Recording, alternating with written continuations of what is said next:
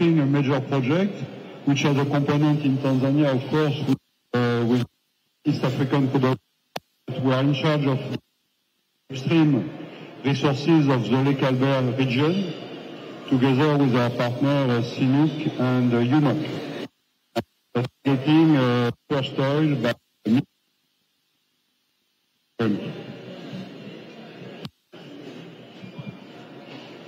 Total Energies ndio ambao wamekuwa katika biashara ya mafuta kwa muda mrefu, na sasa baadhi ya taasisi zikitumia neno energy na sio oil. Na sasa ni Eura ni mkurugenzi wa ZPRI, ni sasa wanapura kwa kule Zanzibar, na ambayo tuko chini ya mheshimiwa waziri wa uchumi wa buluu na uvuvi. Na Zanzibar sasa hivi tuna vitalu 10 ambavyo tunavitangaza kwa wawekezaji wa mafuta na gesi. 2 viko maeneo ya nchi kavu, lakini 8 vipo katika maeneo ya baharini. Na sasa hivi interest ipo kubwa.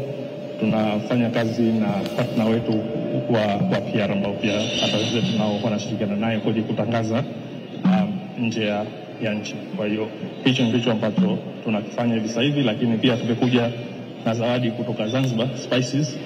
Kwa hiyo mheshimiwa, itakuwa ni mzigo wako, mna spice, mna sera ya uchumi wa buluu, lakini pia ambayo inaelezea process nzima ya mtu jinsi ya kuja kuomba kitalu Zanzibar na jinsi ya kuwekeza Zanzibar. Nakushukuru.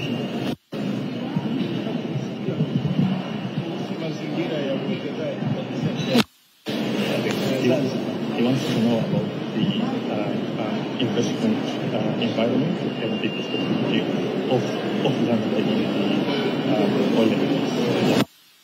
Thank you. First of all, on behalf of the industry, I would like to thank you for your East African hospitality. Your Excellency, all protocols observed, thank you for welcoming all of our industry partners to your wonderful country. East Africa is gaining momentum. You can see, I hope, from the attendance, the global attendance, many delegates have traveled here from around the world to hear about the opportunities in East Africa, and in particular, the opportunities available right here in Tanzania, as well as Zanzibar. We had the pleasure of working closely with the team, ZPRA, for the last 12 months, promoting Zanzibar to the world. And I can attest to the fact that there is significant interest in the opportunities that your countries offer. The above ground risk is extremely attractive, and more importantly, the rocks are attractive. Below ground, surface, I know that the partners are excited, the data partners, the multi-client companies are significantly interested. Your opportunities progressed and promoted around the world. And we will collectively as an industry work with you to ensure the best investors are coming here, meeting with you, engaging with you, and working out how to build a sustainable energy future right here in East Africa. So, asante sana, thank you, and it's my pleasure.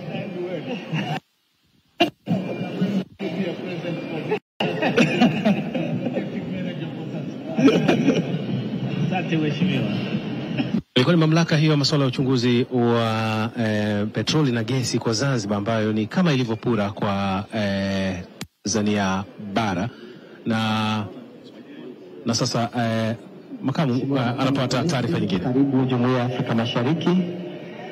Tunatekeleza nguzo 4 za jumuiya ambazo ni soko ni customs union, then tuna common market, kuna monetary union, halafu kuna political federation.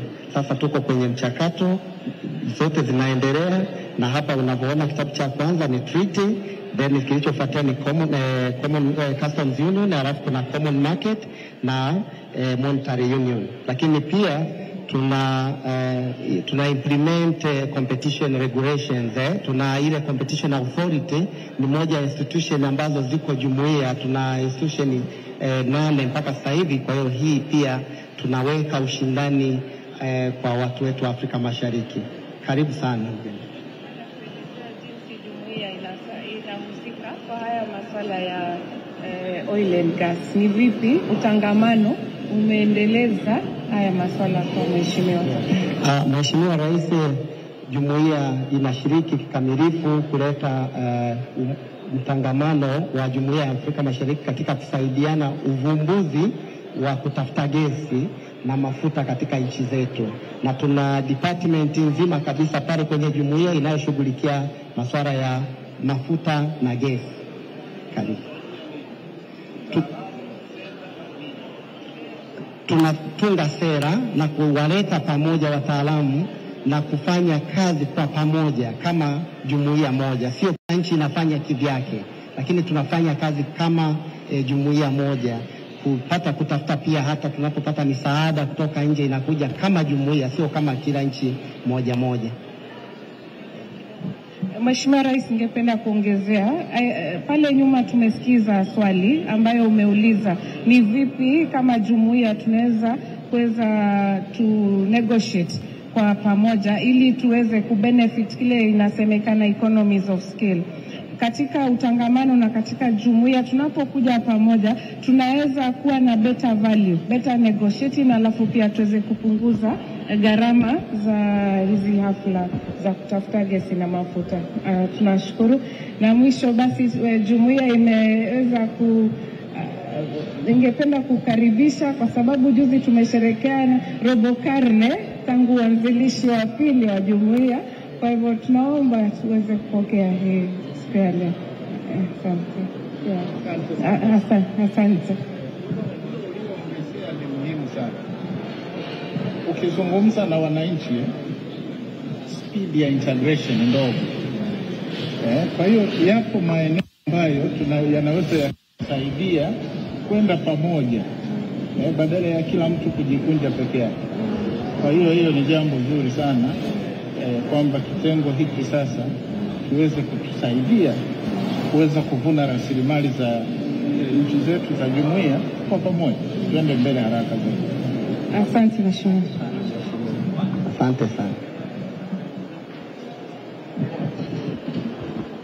Naam, ilikuwa ni moja ya mabanda jumuiya ya Afrika ya Mashariki ambapo makamu wa rais ametoka kupata taarifa zake muhimu. Na sasa elekea katika banda mengine kwa ajili ya kuweza kufahamu kile kinachoendelea. Na hapa ni pamoja na wadau kutoka katika nchi za Afrika ya Mashariki ikiwemo Wizara ya Nishati na Petroli ya Kenya. We have reconstituted our blocks from 63 to 50. Out of these 50, we have 10 which are premium. 8 are in offshore, which is shallow, and 2 are in onshore. And for the Lokicha project, we are looking for a strategic partner. We have one block, which is L8, which has discoveries of gas, and another block A3, which has discoveries of gas. We are looking for investor to come in. Thank you. Welcome. All right. Yes. What are your arrangements in terms of inciting East Africans? Yes. To be your partners? Promotion is one of our strategic because we have data in place and we are also building in. You don't have a special package for us, East Africa? Special package we can negotiate because there is a room for negotiation. You know, Your Excellency, we always give our East African brothers and sisters the first priority whenever investment opportunities are at play. What we are doing, which is of utmost importance, is to create an enabling environment so that when investors come in, they are able to put in their money without worrying too much where they will recoup the investment or not. And that is basically the priority we have as a country. And we are really calling upon investors, especially those within the East African community, to come in and invest in this very important resource in the country. Thank you.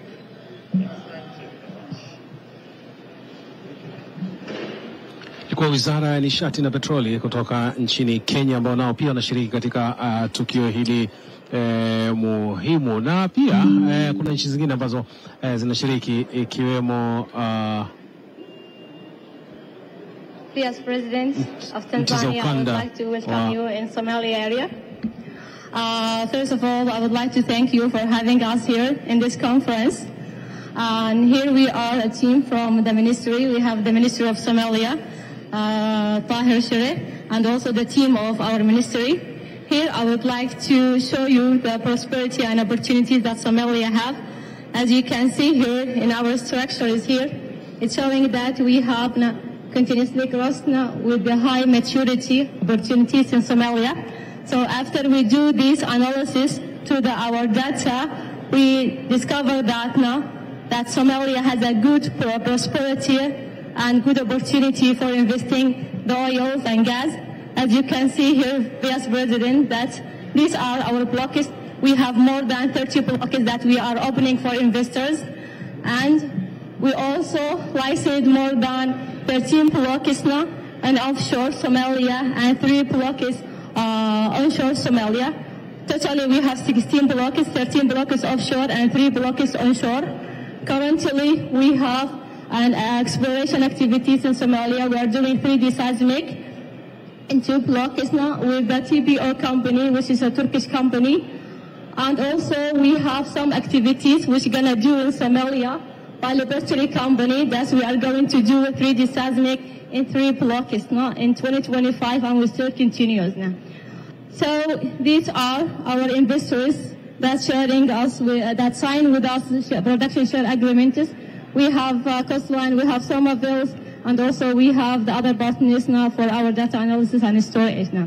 Here I would like to say, Vice President, that the prosperity in Somalia is very high, and we are looking to have more investors to invest in Somalia and explore the oil in the area. Many thanks.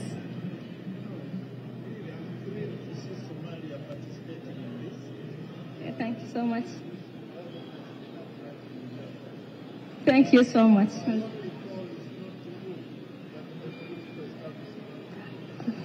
We are so happy. Yeah, we are so happy to hear. Many thanks, Vice President.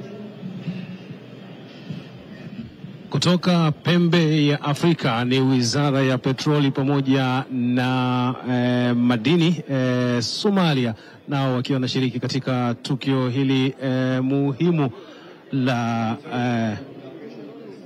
masuala ya kuonyesha mambo mbalimbali. Na sasa tupate kusikia kutoka katika banda lingine. And we're currently started in projects in upstream seismic exploration from 2D technology through to 3D for Arab Petroleum, and now we're currently working on another 2D in the Wasi Wemberi block.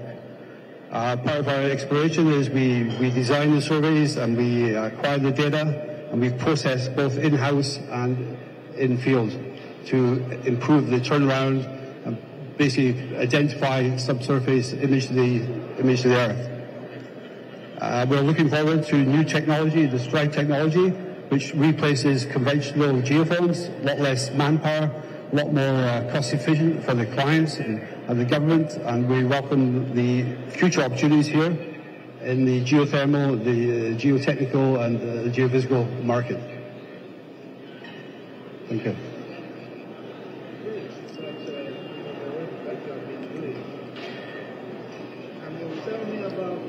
Training program for young Africans to join you in the resolution work that you are doing? Yes, we do. We currently hire from local universities. We train them on the field, in-field training. We normally either whether final year graduates, and then they join our field operations. So they understand how we acquire, survey the business, how we process the data, everything. Actually, in-field training for a period of 6 weeks, 8 weeks.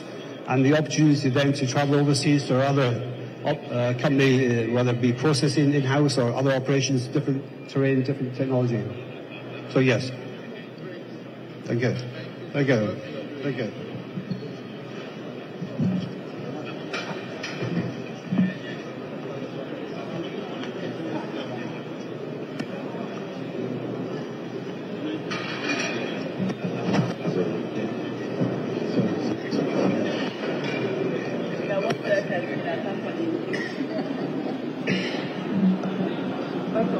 I have been invited by my team to offer Uganda's oil journey to you for further reference.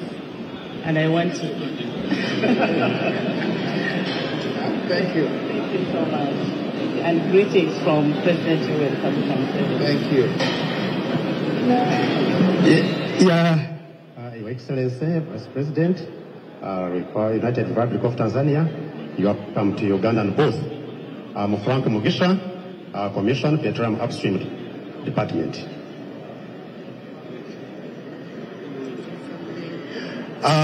Quickly, Uganda has quite a lot of opportunities. We've gone ahead to prepare to develop and produce the already confirmed discoveries in Uganda. I'll take you through some of the areas we are planning to explore to add on what we already have. This map here, the yellow part shows those areas which we are planning to announce in 2026.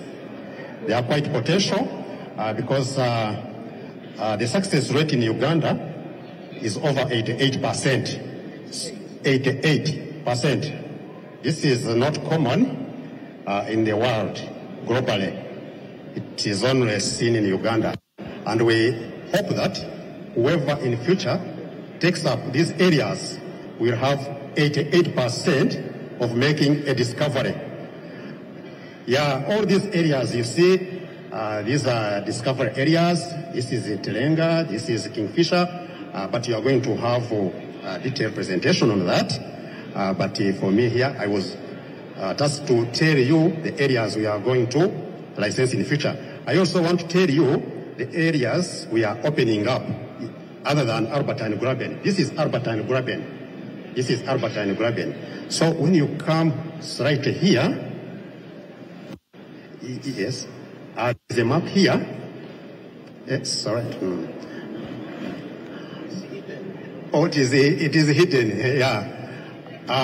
This is Albertine Graben. We have other potential basins. That is the Kadamoroto Basin. We have Lake Choga Basin, Oima Basin. These basins are still frontier. They are still new. We are opening up for future licensing. Just to tell you that in Albertine Graben we've covered only 20%. The production you hear is going to come from 20%.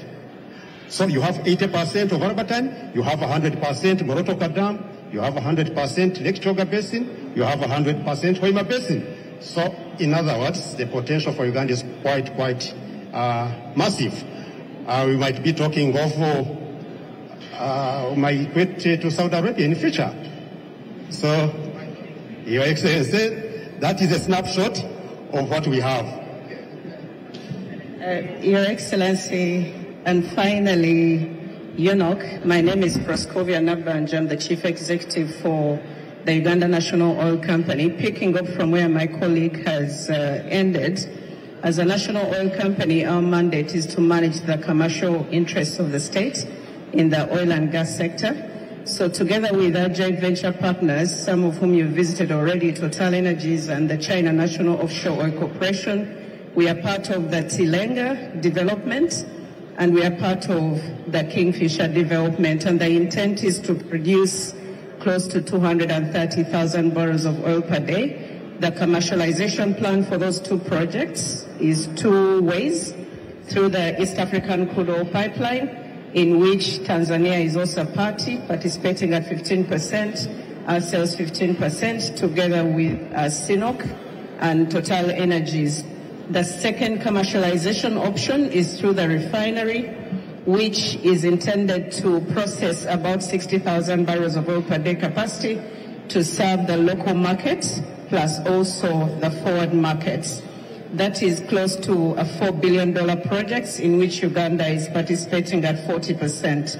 While in the ECOP, which Tanzania is part of, it's close to $5 billion project, which the two states are participating in. Then there is also development of a petrol-based industrial park, and complex is intended to set up industries that feed off the products of the refinery, but also supply goods and services. And some of the industries we're looking at are petrochem, fertilizer complexes, cold chain.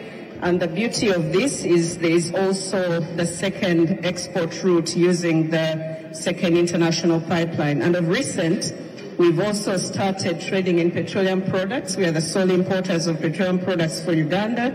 And today we are serving the entire Ugandan market with close to 210 million liters per month.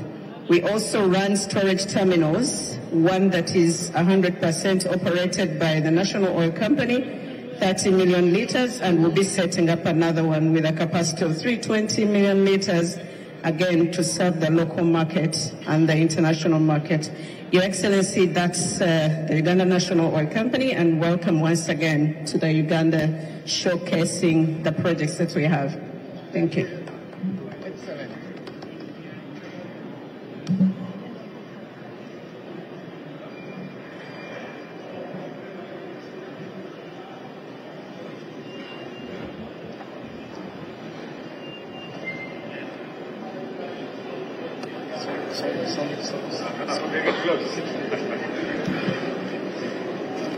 Vice President, His Excellency, DPM, and the Minister of Foreign Affairs, ladies and gentlemen, all protocol observed, you are very welcome. So we are a link between two countries, between, yes, Uganda, you just visited, and Tanzania. You know that ECOP, it's a $5 billion plus project. We are progressing very well. We are at 55%. So pipeline is coming very close to Tonga, but Tonga, you can see on some images, is already with 4 tanks of 500,000 barrels erected, and the jetty is being built. You are, of course, very welcome to come and visit us at any time. Pipeline is very close. We have a section at MCPY 15, close to Tonga, that has done more than 60 kilometers, which is our best site for welding.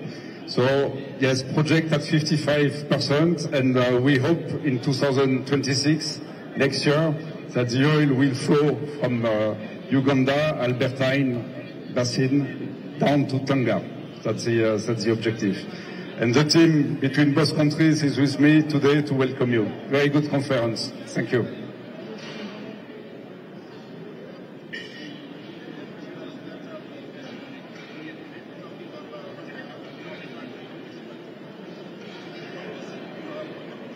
That they are helping us to be perfect and excellent, and that I think with your support, we are reaching the highest standards ever. So, yes, they help us to be better. So thanks, I thank them, honestly.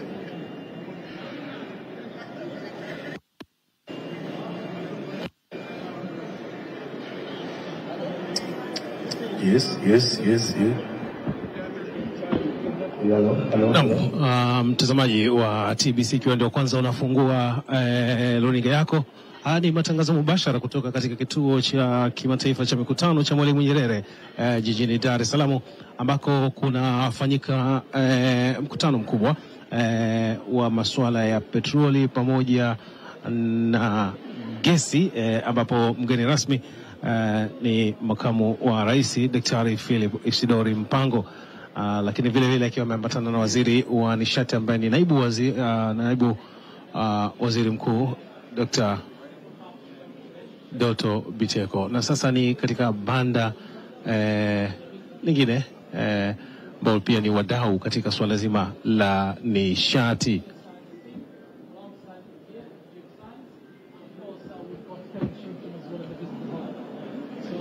Welcome you to our stand. Devin would like to say a few words as well. So just to reiterate, TGS, the world's largest provider of subsurface geoscience data, and we use that data to de-risk oil and gas opportunities for our energy clients. Na ni maelezo yakiendelea kutolewa katika banda lingine ambalo ni wadau ambao wameshiriki katika tukio hili muhimu la swala ya petroli pamoja na gesi, ikiwa ni mkutano wa 11. Mabanda ni mengi sana ya wadau ambao wamefika katika tukio hili, ni mengi sana, watu wakiendelea kupatiwa wakiendelea kutoa maelezo mbalimbali. Okay. Puma ni kampuni ambayo serikali inahisa 50% na 50% iko chini ya Puma International.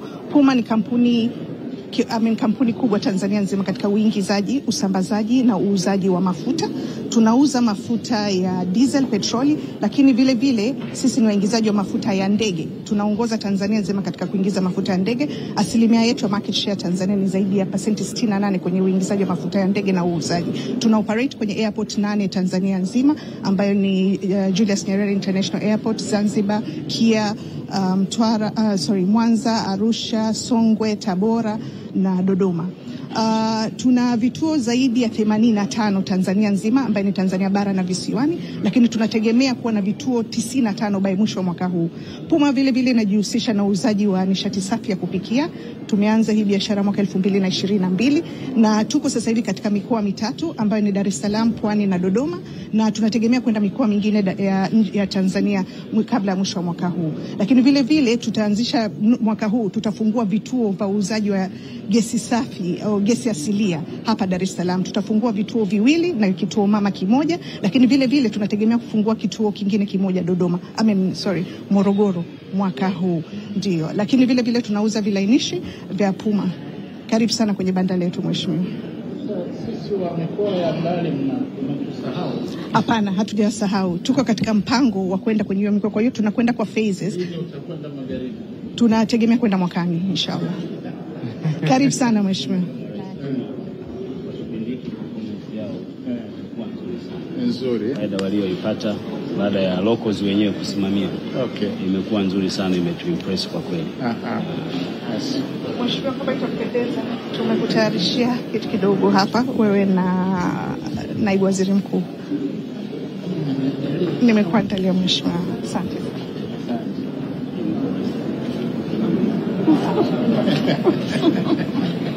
Thank you. Karibuni sana. Puma Energies ni kampuni ambayo ni ya mafuta. Hata hivyo sasa hivi kampuni nyingi za mafuta nazo zimekuwa zikitoa huduma ya nishati ya gesi. Kampuni ya watoto wenu, kampuni ya Kitanzania. Naomba tunimruhusu nimwombe mwenyekiti aongee, aweze kutoa maelekezo. Mheshimiwa Makamu wa Rais Dr. Isidori Mpango na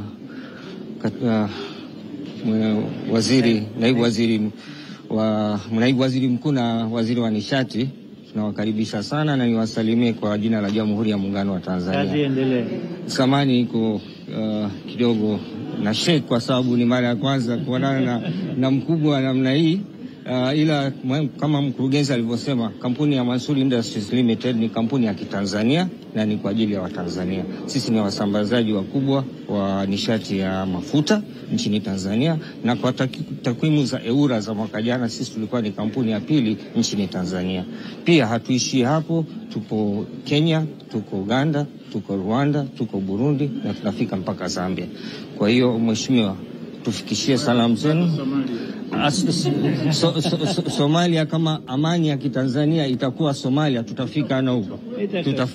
Tunawaombea amani, ndicho chanzo cha kupata uwekezaji nchini. Karibu sana. Kama itakupendeza mheshimiwa, utatusainia visitors book kama ikikupendeza sana. Asante. Nashukuru sana. Ilikuwa ni Moil Energies, na hivyo ndivyo tunakamilisha swala utembeleaji wa mabanda katika baadhi ya eneo hili ambalo yalikuwa nje hapa na Makamu wa Rais Dr. Philip Isidori Mpango pamoja na waziri wa nishati ambaye ni naibu waziri mkuu Dr. Doto Biteko. Na sasa tutaingia ndani kwa ajili ya kuweza kufahamu kile ambacho kinaendelea huko, hivyo endelea kutufuatilia. Yuko mwenzangu hapo Rehema Sababili.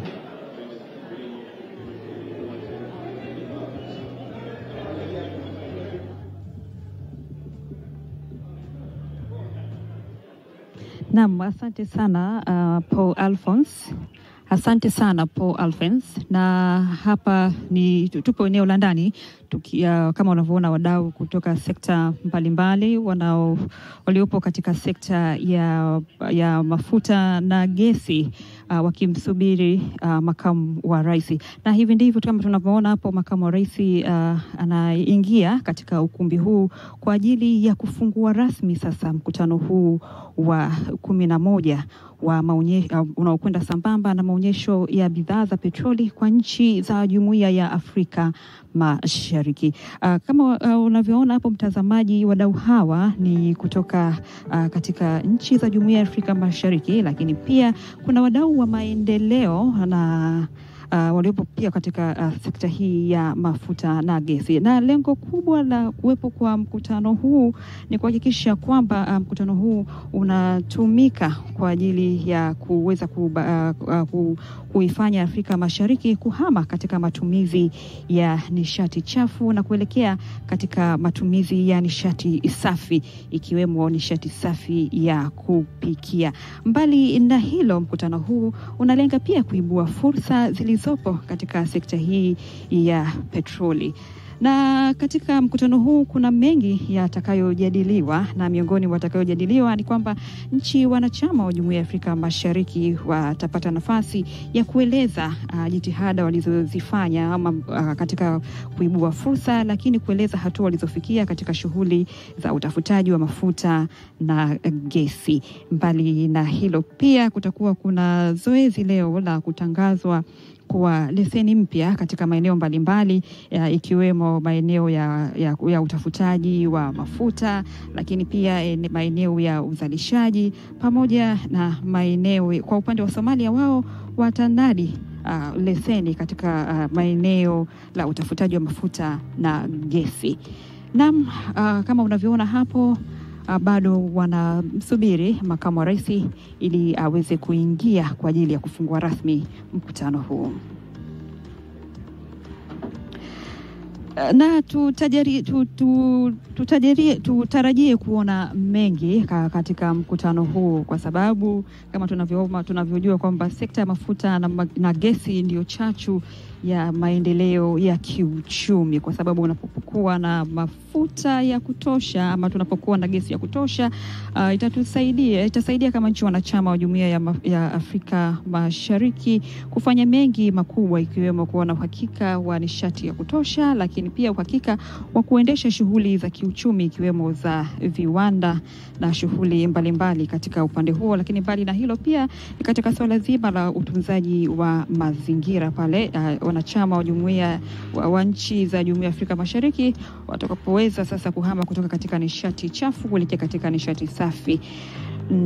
Na mengine mengi tutaweza kuyaona. Mambo mengine yatakayojadiliwa ni masuala mazima kwenye upande wa sheria na taratibu ambazo zinaweza kuvutia uwekezaji katika eneo hili la mafuta na gesi.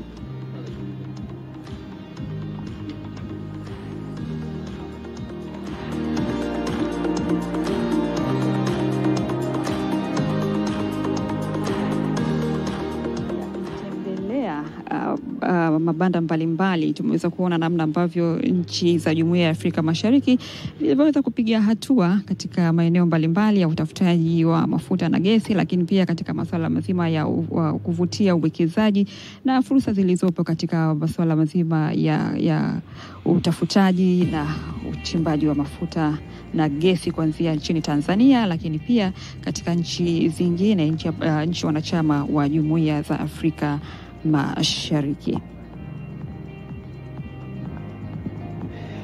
Naam, Rehema Sebabili mwenzangu akikupitisha katika machache mara baada ya kufanyika kwa maonesho hayo ya mabanda mbalimbali ambao ni wadau muhimu katika masuala ya petroli pamoja na nishati hii ya gesi.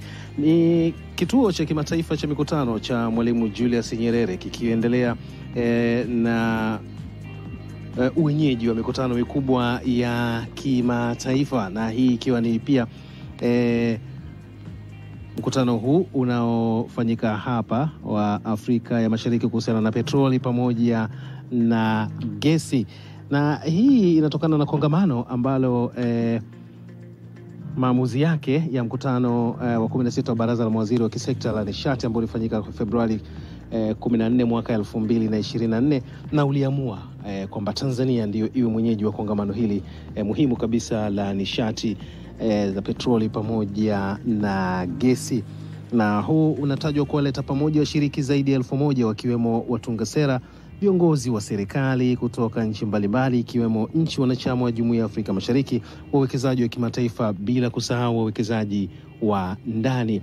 Na tukio hili limeanza tangu linaanza tarehe 5 litakuwepo kwa siku 2 huku watunga sera hao na viongozi mbalimbali wakiendelea na mjadala kuhusiana na uwekezaji, utafutaji, utafiti pamoja na uchimbaji wa nishati hiyo muhimu kabisa hivi sasa duniani.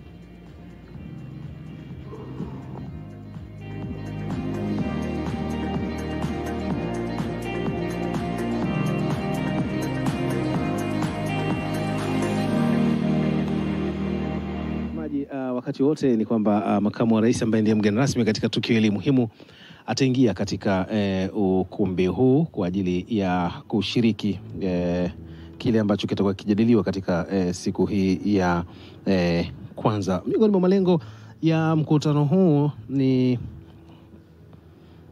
mikakati ambayo inalenga kutangaza fursa mbalimbali zilizopo katika nchi wanachama wa Jumuiya ya Afrika Mashariki kuhusu rasilimali za mafuta na gesi asilia na kuielezea jiolojia na kuifahamisha dunia kuhusiana na uwepo wa fursa hizi katika ukanda wa Afrika ya Mashariki.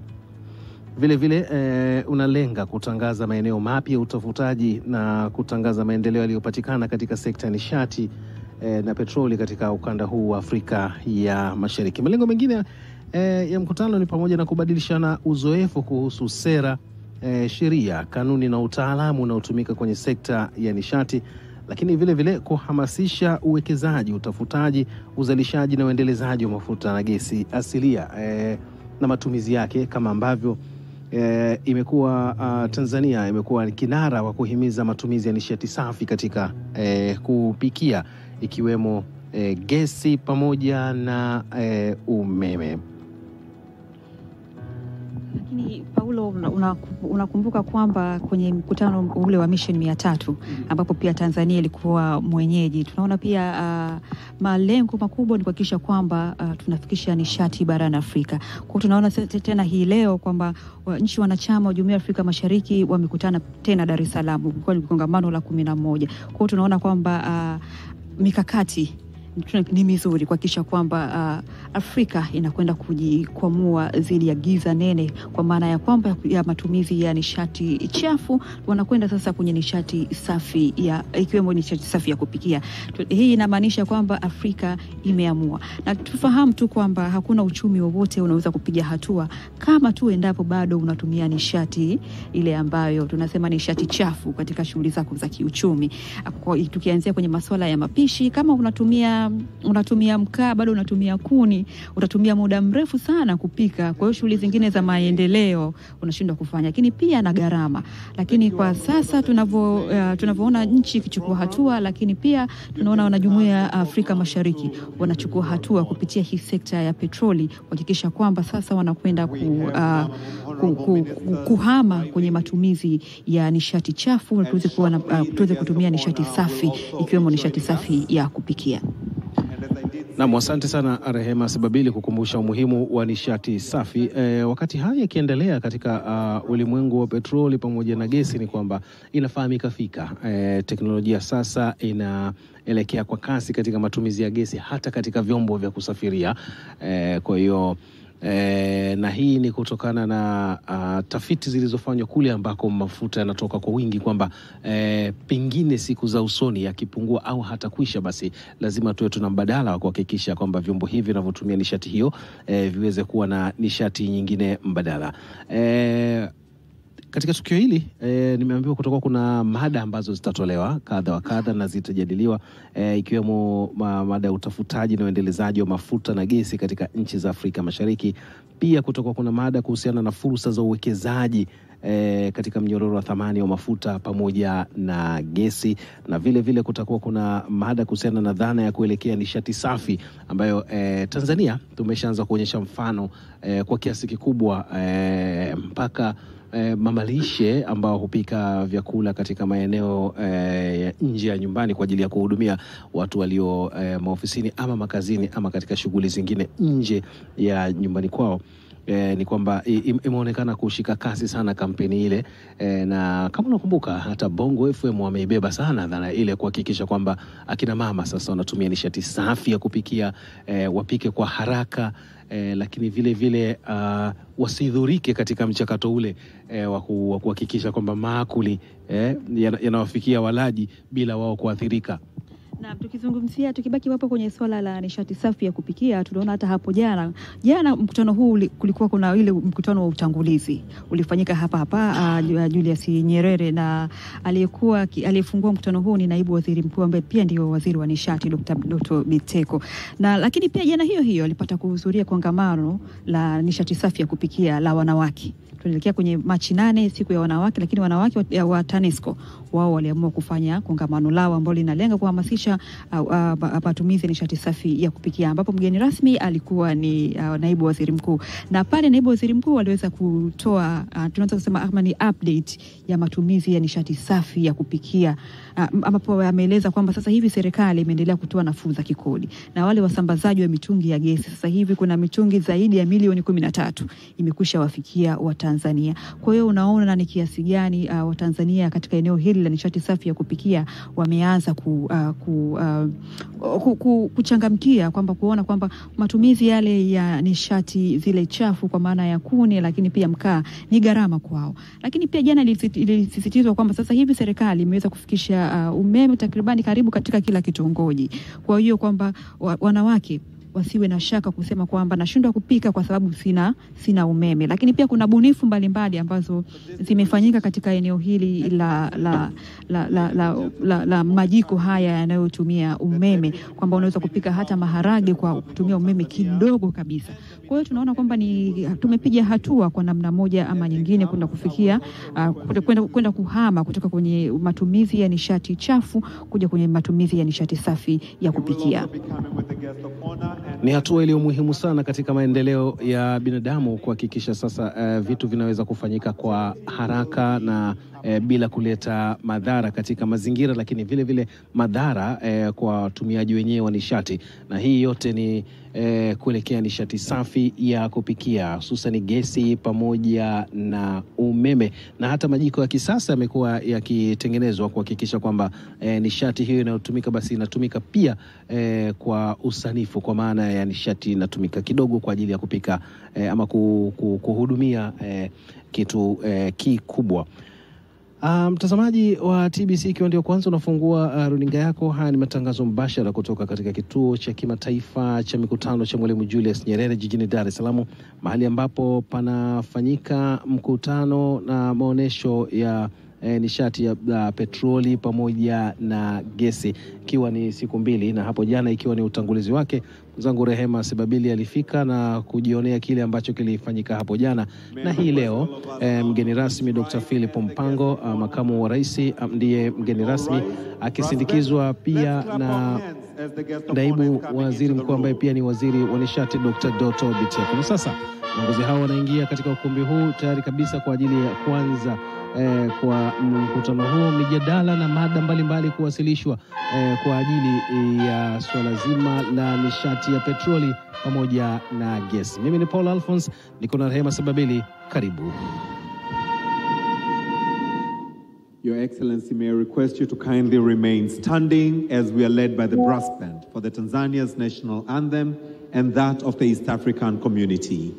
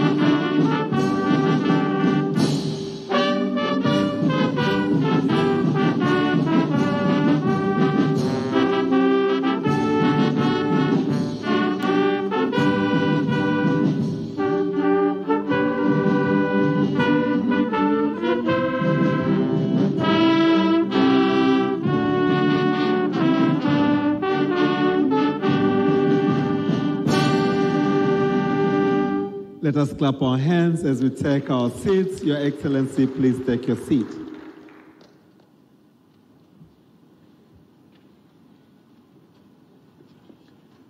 Your Excellency, we have our religious leaders, Prophet Samuel Samson Rolinga of Omega Ministries Church of All Nations, and Sheikh Ahmed Kadauma Bakwata, Dar es Salaam region, and the chairman of Irshad Foundation. Allow me to kindly invite them to lead us through the opening prayers. Karibuni, Prophet Samuel Rolinga. Nikuombe pia Sheikh usoge mbele. Karibu.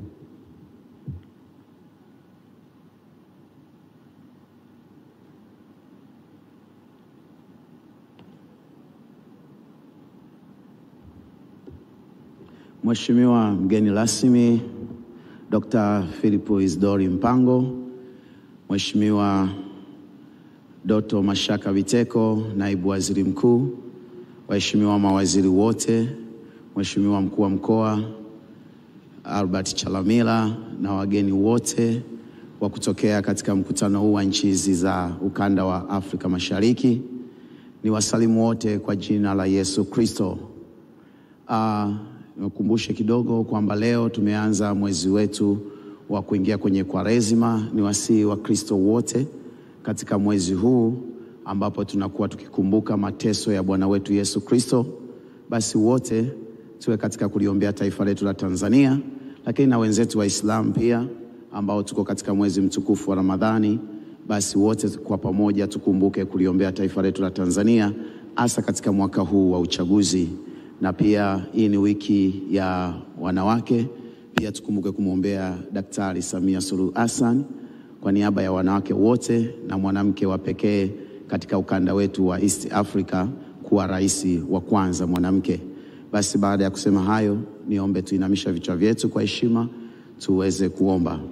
Baba, katika jina la Yesu Kristo wa Nazareti mwana mle hai, ninakushukuru kwa ajili ya wakati mwema huu ambao Mungu umetupa kuwa pamoja hapa katika siku nyingine tena kwenye mkutano huu wa petroleum na gas ambao Mungu umetupa katika taifa letu.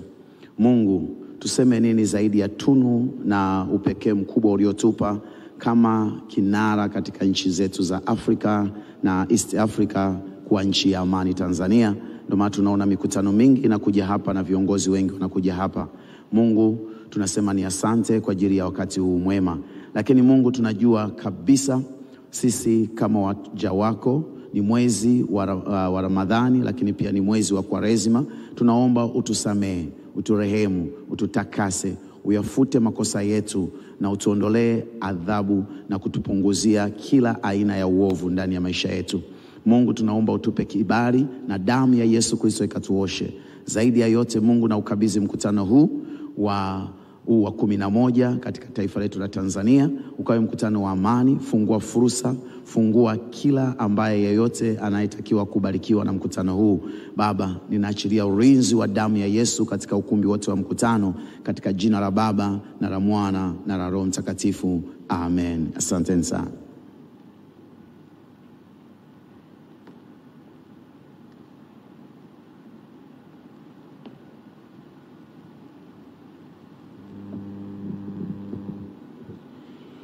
بسم الله الرحمن الرحيم. الحمد لله حمدا كثيرا طيبا مباركا فيه، والصلاة والسلام على النبي الأمين سيدنا محمد أبا القاسم صلوات ربي وسلام إلى يوم الدين وبعد. Ndugu zangu, hakika kila mmoja katika moyo wake na nafsi wake, hususani sisi ambao tuliofunga mwezi mtukufu wa Ramadhani, dua ya mfungaji huwa inakubalika moja kwa moja. Tumuombe Mwenyezi Mungu aijalie nchi yetu amani, aijalie kheri na baraka zake na utukufu wake. Alhamdulillahi Rabbil Alamin, wassalatu wassalamu ala Rasulillah Muhammad sallallahu alayhi wasallam. Allahumma ya Maulana ya Qadir, Allahumma ya Maulana ya Qadir, Allahumma ya Maulana ya Qadir. Mola wetu uliokuwa mtukufu, kwa baraka zako na utukufu wako, ijalie nchi yetu ya Tanzania izidi kuwa na utukufu. Ijalie kila kheri, ijalie kila baraka na utukufu wako Ilahi, kwa baraka ya mwezi mtukufu, mwezi wa Ramadhani.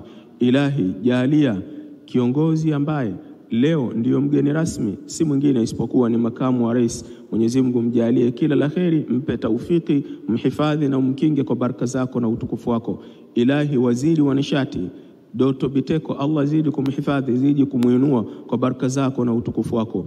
Ilahi rais wetu wa Jamhuri ya Muungano wa Tanzania Dr. Samia Suluhu Hassan, ilahi mhifadhi, mpe hikma, mpe busara ili tuweze kunufaika na yale ambayo yalikuwa kheri.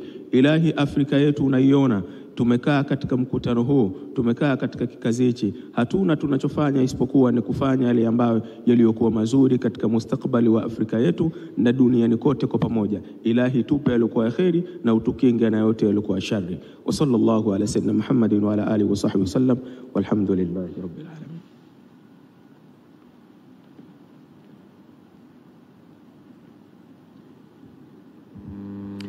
A very special thanks to our religious leaders. Your Excellency, Dr. Philip Isdori Mpango, the Vice President of the United Republic of Tanzania, who is our guest of honor this morning. We are so much honored and delighted to have you with us. Everyone, can we please put our hands together for the guest of honor this morning for this great honor. Your Excellency, allow me to recognize the presence of Her Excellency Veronica Nduva, the Secretary General of the East African Community. May I kindly request you to rise so we can recognize your presence, and let's put our hands together for her. Thank you very much. Your Excellency, allow me to recognize the presence of Honorable Dr. Mashaka Biteko, Deputy Prime Minister and the Minister of Energy of the United Republic of Tanzania, who is our host at this conference. Your Excellency, allow me to recognize the presence of Honorable Opiyo Wandayi, Minister of Energy and Petroleum, Republic of Kenya.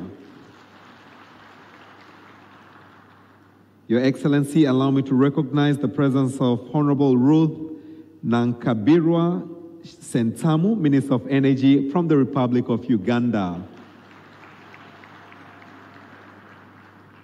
Your Excellency, allow me to recognize the presence of Honorable Dahir Shaya Mohammed, Minister of Petroleum Mineral Resources from the Republic of Somalia. In a very special way, Your Excellency, allow me to also recognize the presence of Honorable Thabit Mahmoud Kombo, Minister of Foreign Affairs and East Africa Cooperation.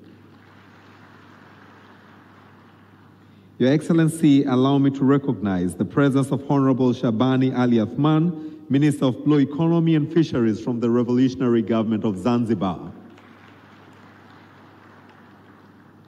On the high table, Your Excellency, allow me to recognize the presence of Honorable Judith Kapinga, Deputy Minister of Energy of the United Republic of Tanzania. Your Excellency, allow me to recognize the presence of Honorable Albert Chalamila, the Dar es Salaam Regional Commissioner. Please, if you may rise, we recognize your presence. Asante sana. May I also recognize the presence of all Excellencies ambassadors present. Your Excellency, in a very special way, allow me to recognize that Rwanda's ambassador to Tanzania is also representing the Minister of Energy from the Republic of Rwanda. Your Excellency, allow me to also recognize the presence of honorable chairs of permanent parliamentary committees present from across the region. All the chairs of permanent parliamentary committees, if you may kindly rise so we can recognize your presence. Thank you very much. Your Excellency, allow me to recognize in a very special way the presence of Honorable Andrea Arik Aguer Maluet, Deputy Secretary General, responsible for infrastructure, productive, social and political sectors of the East Africa community. Let's give him a round of applause. Thank you very much. Your Excellency, allow me to recognize the presence of Engineer Felchesm Mramba, the Permanent Secretary, Ministry of Energy of the United Republic of Tanzania. At this juncture, may I also request all the permanent secretaries present to please rise so we can recognize your presence. Let's give them a big round of applause. Asante, asante sana. May I recognize the presence of all district commissioners present, Your Excellency, please also allow me to recognize the presence of Dr. James Mataragio, Deputy Permanent Secretary, Ministry of Energy. But in a very special way, I also would like to recognize him as the chairman for the EAPC 25 Regional Steering Committee. So at this juncture, may I also request the members of the steering committee to please rise so we can recognize your presence.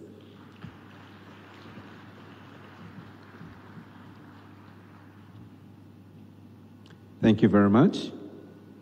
Your Excellency, allow me to recognize the presence of Honorable Florence Namuyangu, Minister of State for Buyango Affairs from the Republic of Uganda. Very honored to have you with us. Thank you very much. Your Excellency, allow me to also recognize in a very special way the presence of Donald Kaberuka, economist and former president of the African Development Bank. Thank you very much. If you can kindly, sir, if you can kindly rise. If you can please stand up so we can recognize your presence. Let's give him a round of applause. Thank you very much. Your Excellency, this is a regional conference, and at this juncture, allow me to call upon country delegates that are present with us this morning, to begin with all delegates from Rwanda. If you may please rise. Rwanda. Let's give them a round of applause. Thank you for coming. Burundi. Thank you, Rwanda. Burundi, delegates from Burundi. Let's give them a round of applause. Delegates from Uganda. Uganda. We can see also from the top. Thank you very much. Somalia.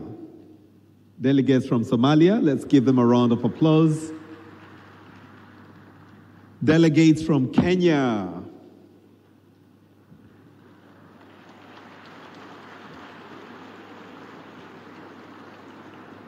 Your Excellency, almost half the room is Kenya. Delighted to have them with us, but not to forget the host, Tanzania. Can we all please rise and recognize the presence of delegates from Tanzania? Thank you very much. Kindly take your seats. Your Excellency, allow me to also recognize the presence of all board chairpersons from across the region, this being a regional conference, but allow me in a very special way to recognize the presence of Honorable Professor Mark Mondosia, Chairman of the Board of Ewura, is with us. Asante sana, Professor. At this juncture as well, from across the region, may I recognize the presence of all board members present.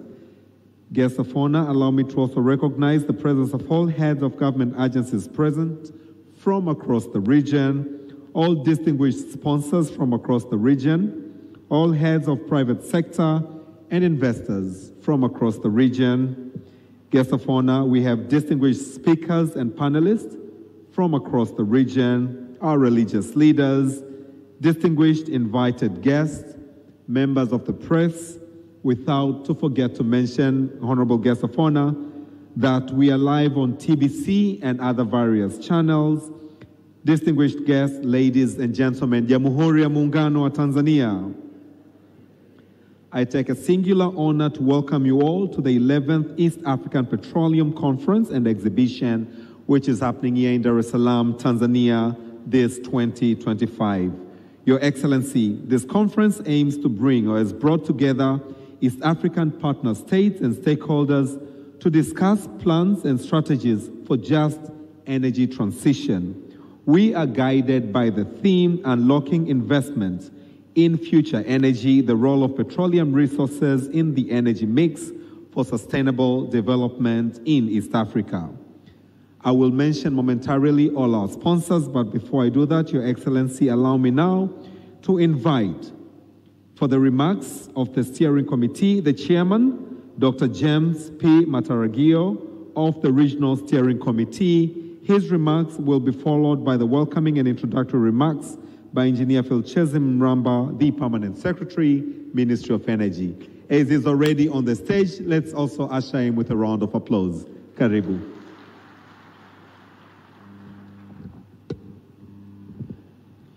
Your Excellency, Dr. Philip Isdoli Mpango, Vice President of the United Republic of Tanzania, Honorable Dr. Doto Mashaka Biteko, Deputy Prime Minister and the Minister for Energy, the United Republic of Tanzania, Honorable Ministers from East Africa Community, partner states, from other countries.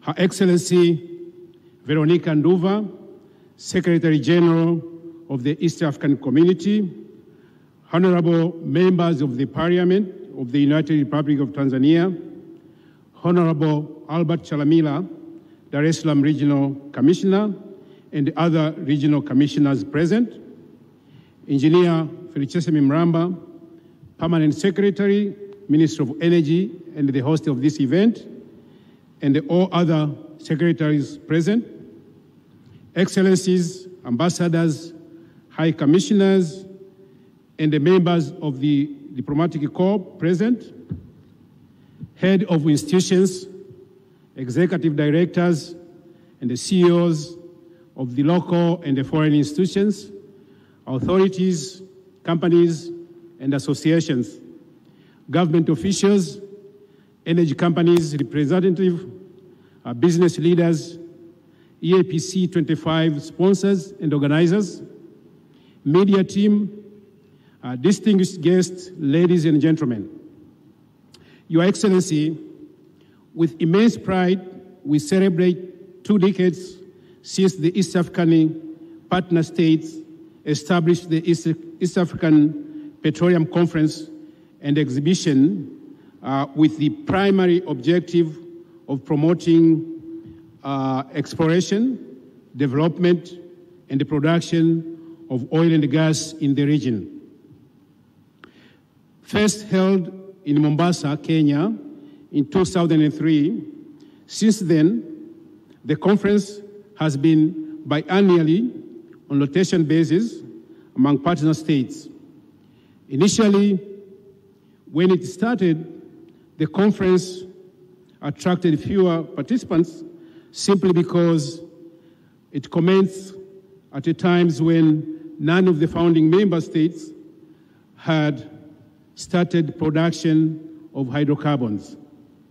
Your Excellency, with increasing hydrocarbon prospects in the region, the commercialization of natural gas in Tanzania in 2004, and the commercial oil discovery in Uganda in 2006, EAPC started to gain traction and attracted more participants. The conference and exhibition attained prominence when several petroleum discoveries were made from the mid-2000 up to 2015 due to increased exploration activities.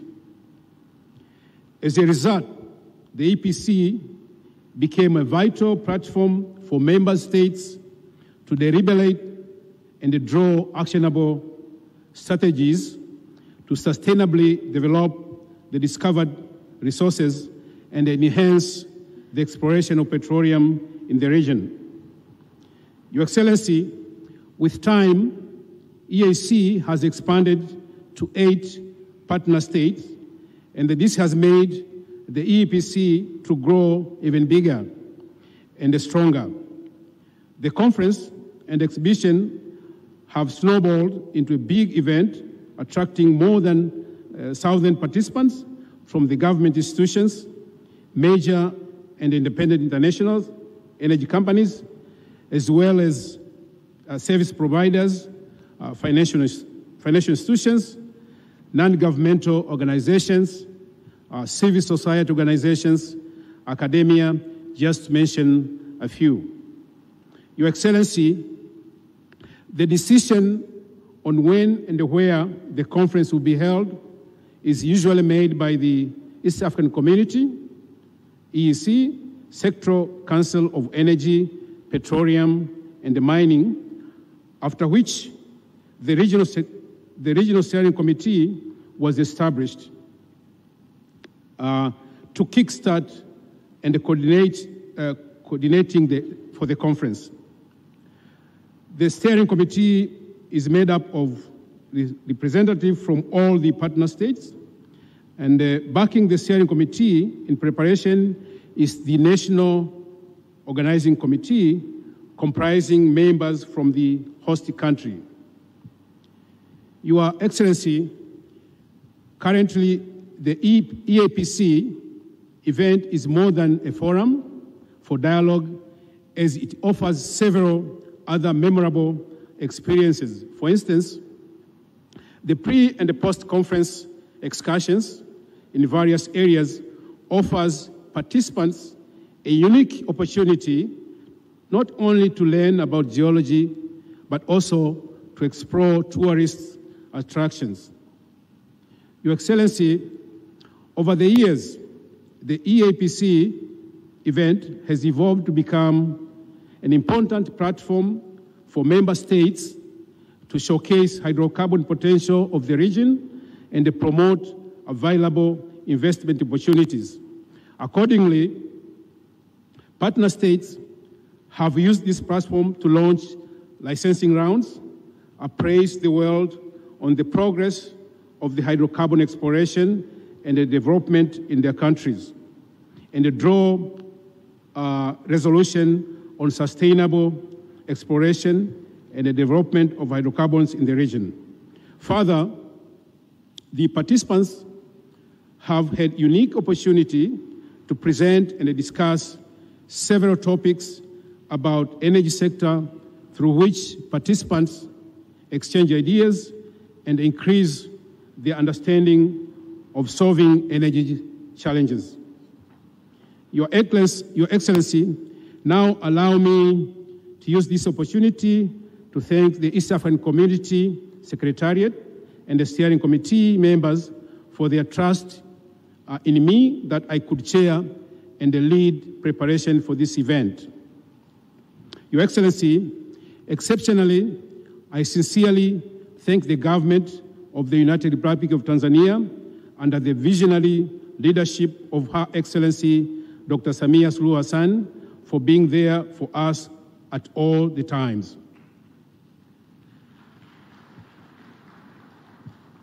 Further, we appreciate the support provided to us by the Minister of Energy, by the Minister of Foreign Affairs and the East African Community, East African Cooperation and Tanzania Minister of Energy in the cause of making this event successful.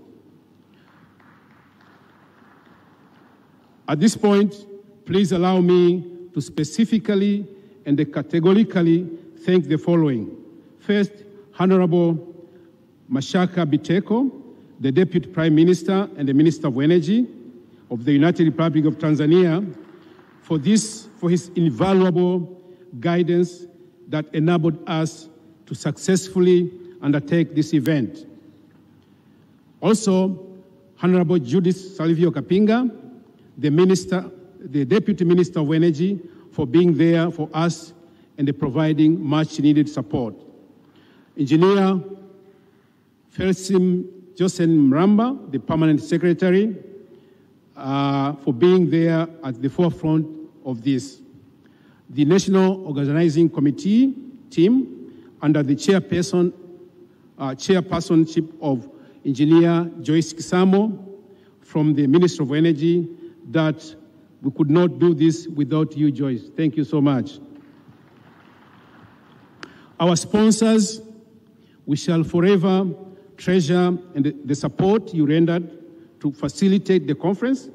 Your names have been written with gold ink in our book, in our good books. And lastly, but not for importance, is the media. Thank you for the promotion of this event and informing the stakeholders and the general public about it. We are very grateful for your support. Your Excellency, with that said, I thank you very much and I wish you an enjoyable conference. Thank you so much.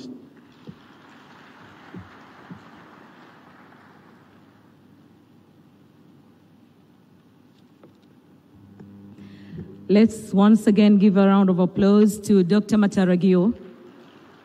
Asante sana, Doctor, tunakushukuru sana.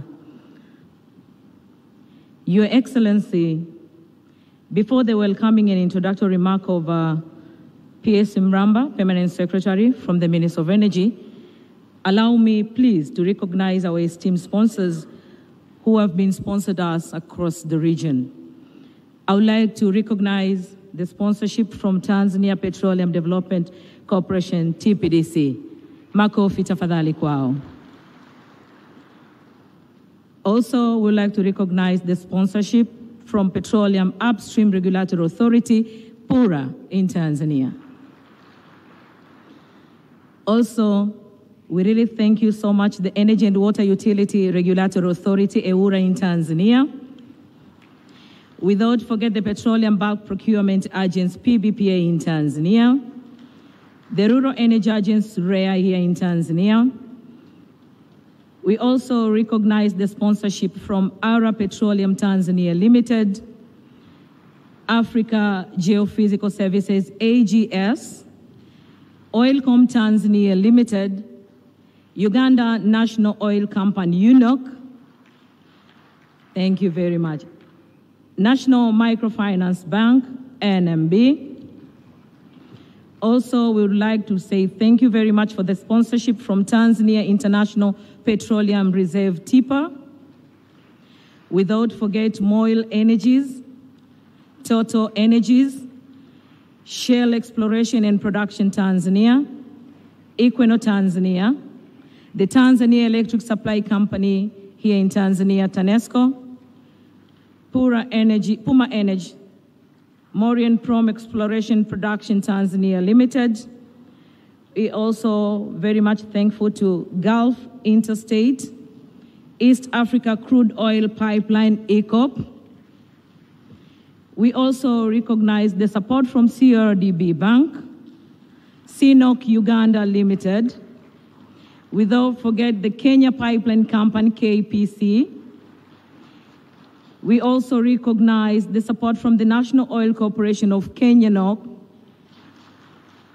We also thank you very much the sponsorship from Stanbic Bank Tanzania, KS Energy, Petroleum Authority of Uganda, Tanzania Oil Company Tan Oil, Petroleum Authority of Uganda PAU.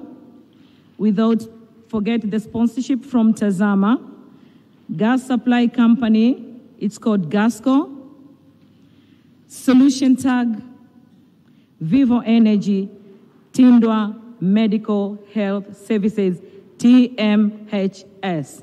Kwa kweli tunawashukuru sana mheshimiwa mgeni rasmi kwa sapoti yao ya kufanikisha mkutano huo. Your Excellency, allow me now to invite Permanent Secretary, Minister of Energy from Tanzania, Engineer Felcius Mramba, for his welcome and introductory remark, to be followed by key address from Dr. Kaberuka. Karibu sana katibu mkuu.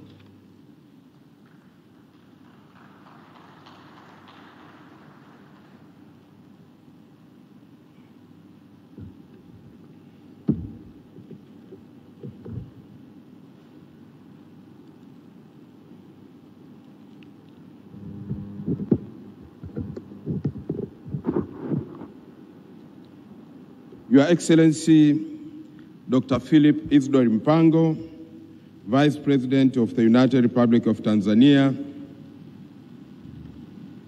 Honorable Dr. Doto Mashaka Biteko, thank you. Deputy Prime Minister and Minister for Energy of the United Republic of Tanzania, Honorable Ministers representing various East African countries, delegates, ladies and gentlemen, good morning.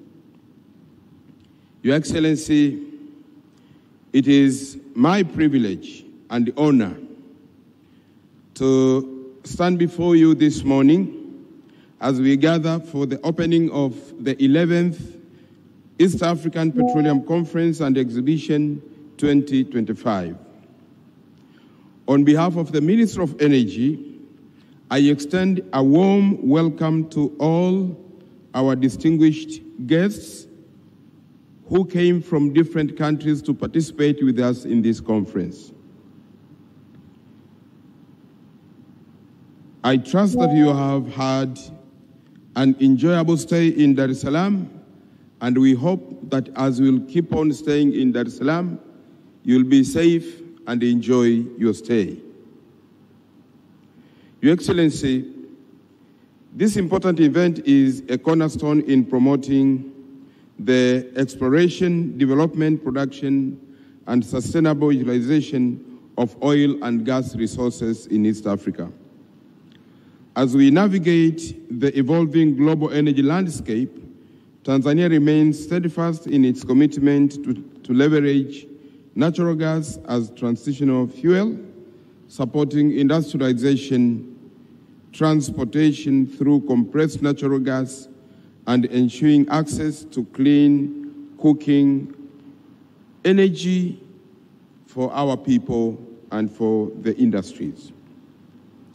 In line with our national energy strategies, we are accelerating efforts to transit from traditional biomass cooking methods to modern and clean alternatives such as natural gas, liquefied petroleum gas, and electricity.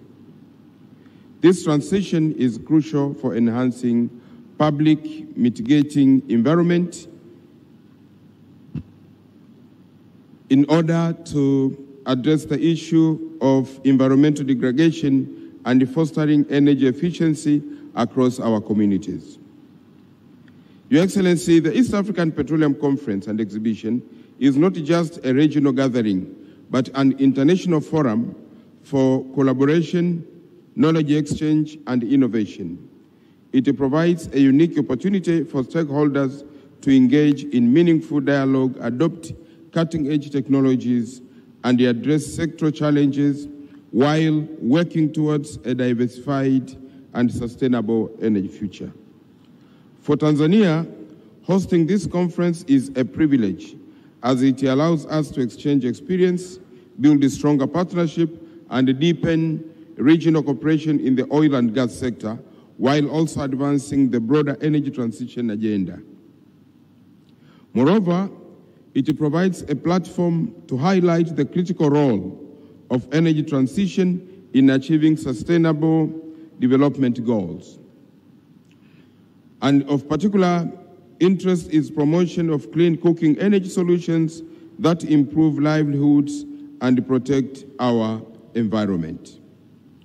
Your Excellency, throughout this conference, a series of sessions and exhibitions have been carefully curated to provide comprehensive insights into the petroleum potentials of our region, as well as the transformative role of energy transition and clean cooking energy in shaping a sustainable future. The conference program will guide our proceedings, and our dedicated secretariat stands ready to assist with any inquiries.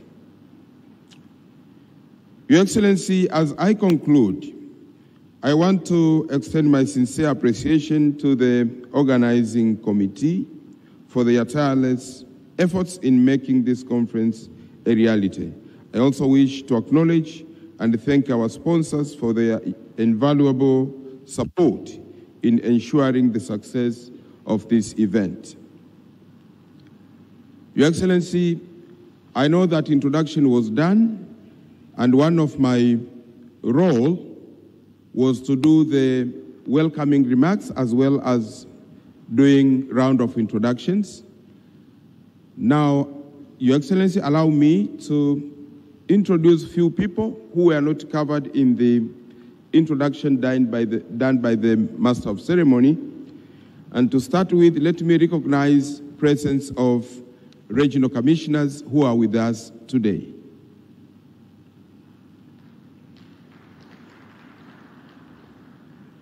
Again, let me acknowledge presence of guests from countries outside the East African community. And here we have guests from the SADC and other friendly countries. Please, can I invite you to stand and wave to the guests of honor.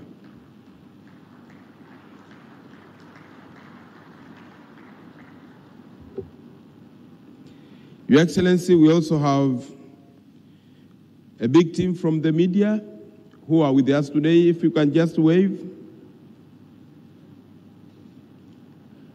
We have representatives from high learning institutions, universities, and other high learning institutions. If you can rise and wave.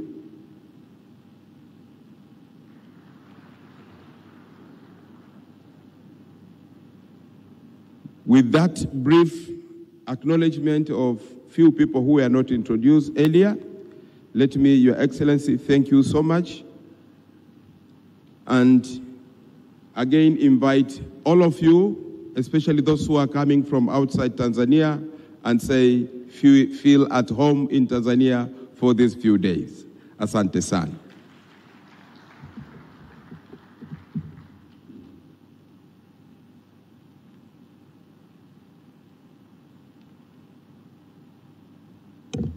Let's extend another warm round of applause to Felchizem Ramba, the Permanent Secretary in the Ministry of Energy, and of course, the host. Your Excellency, as we are looking on to unlocking investment in the future energy, the role of petroleum resources in the energy mix for sustainable development in East Africa, allow me without further ado to invite Dr. Donald Kaberuka, economist and former president of the African Development Bank, for his keynote address, to be followed by a very brief entertainment by Kibati, so at least our guests can have a feel of Tanzania, Zanzibar. This entertainment will also be followed by the opening remarks now, to begin with those of the EAC Secretary General. But for now, Dr. Donald Kaberuka, please, karibu as he comes. Let's welcome him with a round of applause.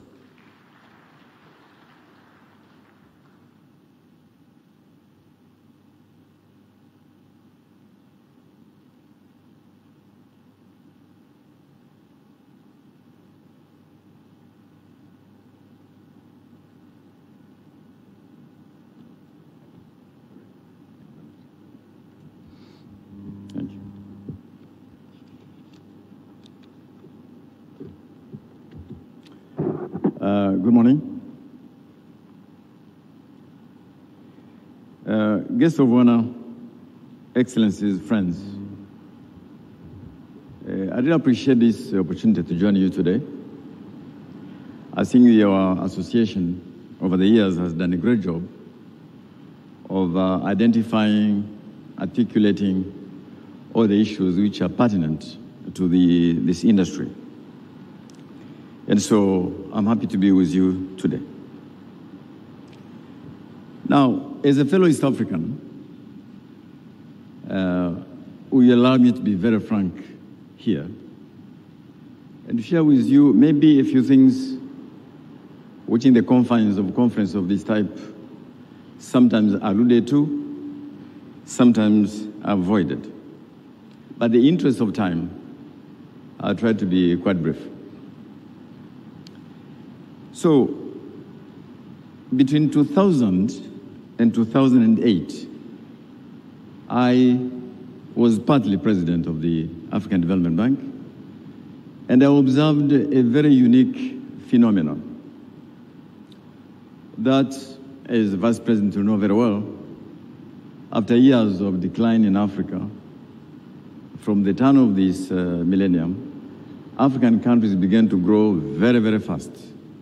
Above 7%, 8%.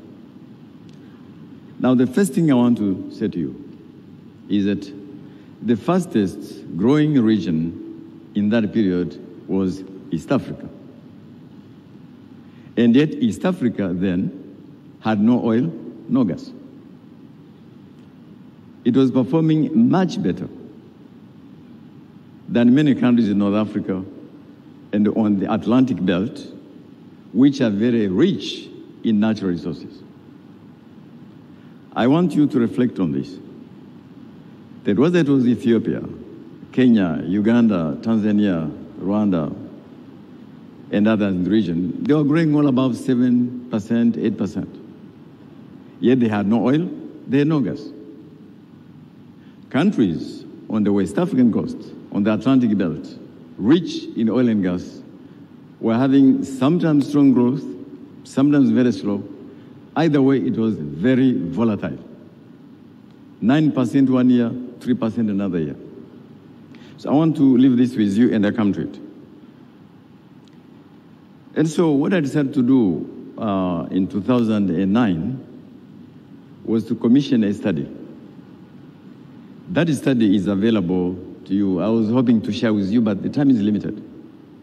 It is called Oil and Gas in Africa, which we commissioned with the African Union to try to share with you what are the implications for these massive discoveries of oil in this region and gas. Now, obviously, as prices were increasing between 2000 and 2008, almost 4 times, that stimulated a lot of exploration. That is normal. That is what happened in this region. And so I watched this something, again, quite unique, because as oil prices go up, if you're an exporting country, obviously you get more revenues. If you're an importing country, your balance of payments, your currencies come under pressure. So there were 2 groups of countries in Africa, those benefiting from the increased revenues and those who are seeing pressure on their balance of payments. That too is very normal. So I chose to do this study. I really hope you can look it up. And I had the following reasons why I thought this study was very important, and I really want to recommend it to you. The first one, so how come the East African region, which had no oil and gas, were doing much better than those areas with oil and gas? We needed to dig in and find out what were the reasons. Number 2, this was 2009, immediately after the global financial crisis. At the beginning of the financial crisis, there was, in the international media, a very naive, rather lazy assumption that Africa would be the continent to suffer the most. Yes, we were bruised, but we actually emerged from the financial crisis much stronger than people thought. That too, for me, was quite important. And number 3, I was concerned about the euphoria and the implications of euphoria on economic policy. Oil is coming, gas is coming, so all the issues will be resolved. And I was concerned about what, again, our distinguished guest of honor know very well, this thing called the paradox of plenty.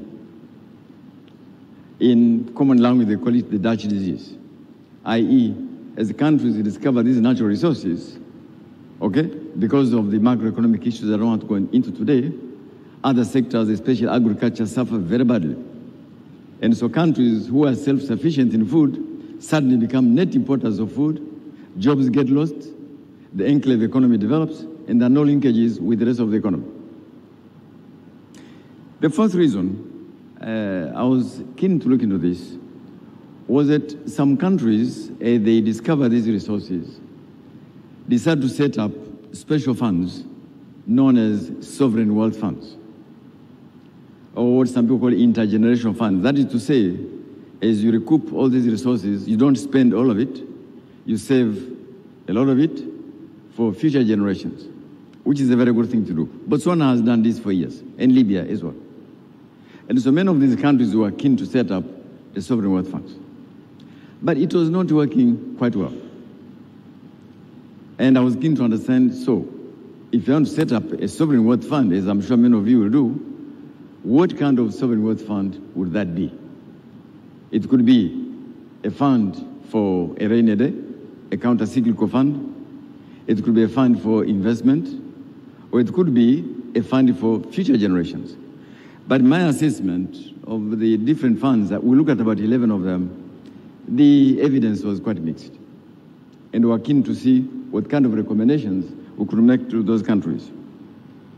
And finally, this is very important for our friends, the Minister of Energy, thank you, PS, for what you said today. You see, whether it is hydropower, whether it is power from fossil fuels, whether it is power from other sources, two things are critical. Number one, there are very few countries in the world who can have energy security totally from their own domestic resources. It is absolutely important to build regional energy markets, as you are trying to do in East Africa. Buy and sell from each other, as I would encourage you to do. But how do you do that? How is it best done?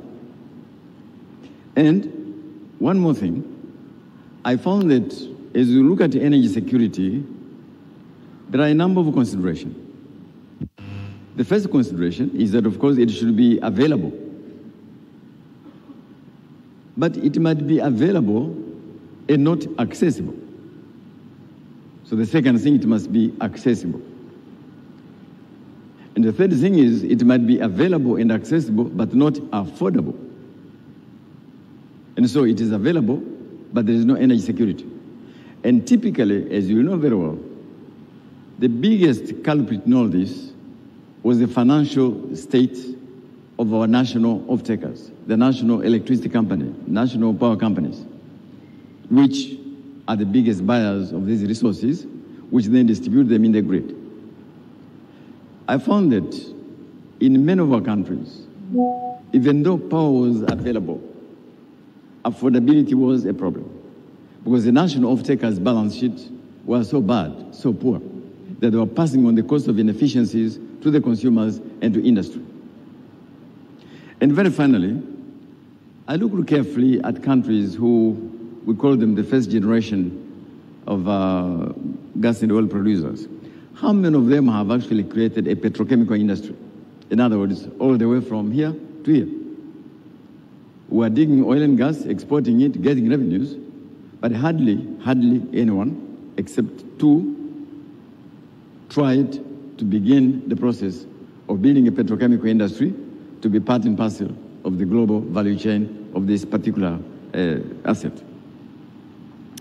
Now, I've been told again time is limited, so I don't have time to go into all this. But I want to share with you some of our findings. And I want to encourage you to look at that report. It's called Oil and Gas in Africa by the African Development Bank and the African Union, and it's dated 2009. It's 15 years ago, so it's a bit dated, but you may find some useful tidbits in there.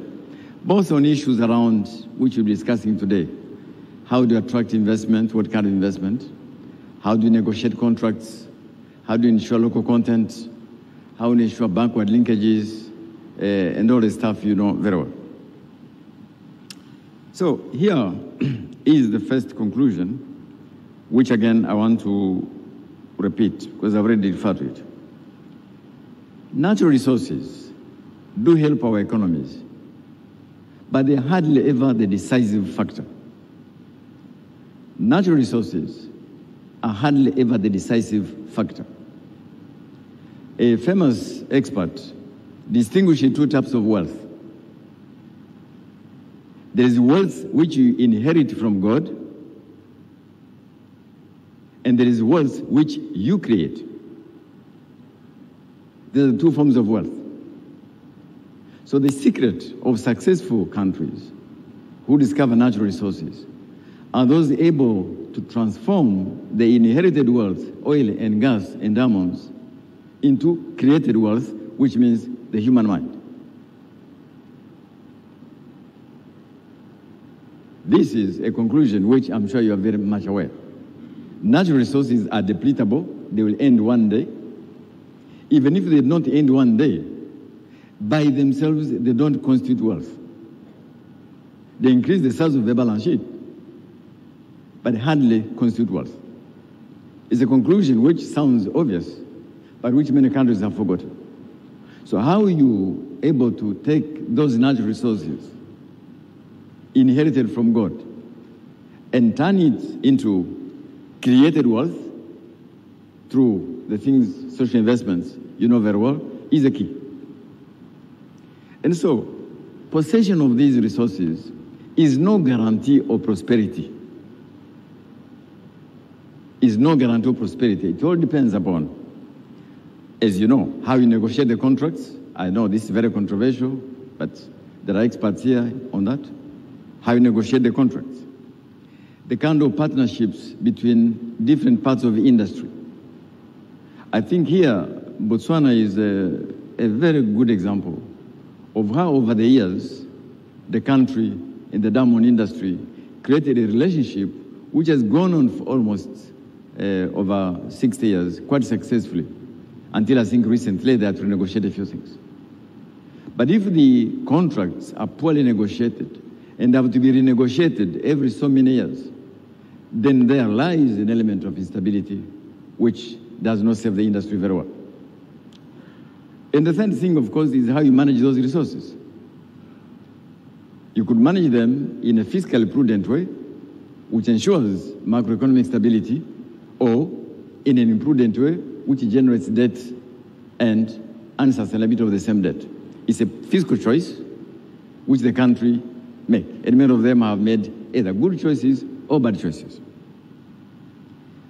And the very last point here, I'm sure you'll be discussing it again, is how you ensure that in the current discussion about the journey to net zero by 2050, how our industry is designed to be part of that journey, but taking into account the fact that we are still an energy-poor continent, but also that we start from different starting points, and therefore our energy transition will be different. How that is designed as we develop this industry is extremely important. So that probably is something which you're familiar with. The second conclusion on this paradox of plenty, i.e. a country is very rich, exporting maybe 1 million barrels of oil per day, but 60% of the population live below $1 a day. That is the famous paradox of plenty. Partly because the oil and gas industry are what we call enclave industries. They create very few jobs, and the linkages with the rest of the economy are quite limited. And so, if there's no deliberate policy of linking up that enclave industry with the rest of the economy, there goes your paradox of plenty. We know countries who used to be net exporters of food products, all right? Now they're net importers of food products, all right? Job creation outside the enclave sector is very limited. Now, I want to say this. I don't believe that the Dutch disease or the paradox of plenty, okay, is necessarily something which is unavoidable.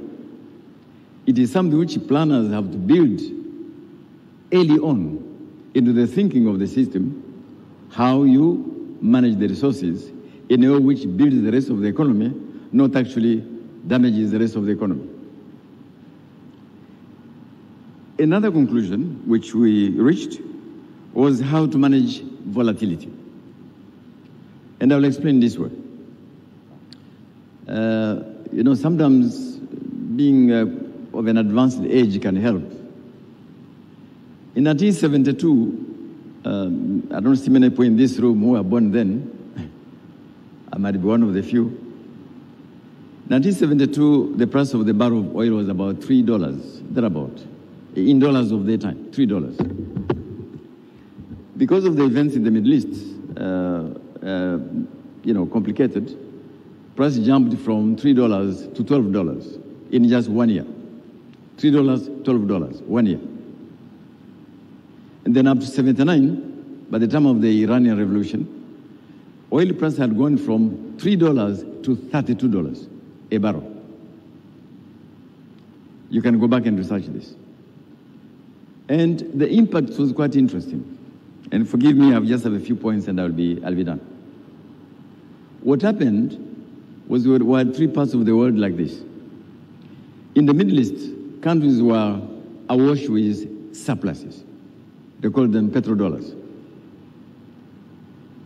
In Africa and partly in Latin America, the opposite. As our balance of payments came under pressure. And so Africa began a long journey of decline where real per capita growth became negative for the first time. In other words, our population was increasing much faster than the economies. This oil shock, okay, caused a damage which lasted about 30 years in many of our countries, debt crisis and so on. Why am I saying this?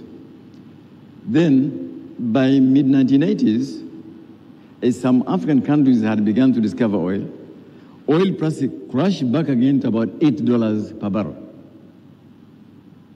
Again, because of events somewhere else.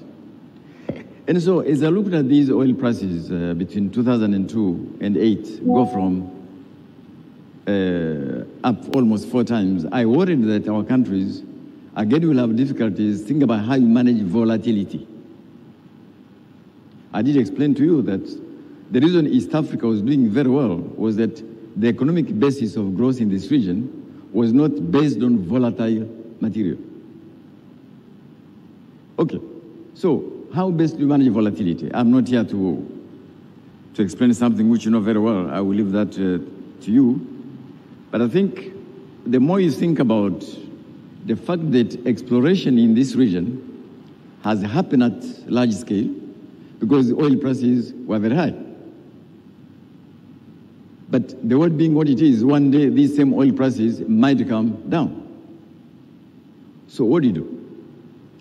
I said that one of the reasons we're doing this study was that we're figuring out what kind of funds you could establish which take care of those kind of situations.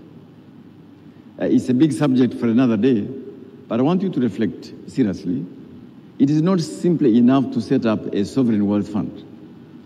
It is important to think through what kind of fund,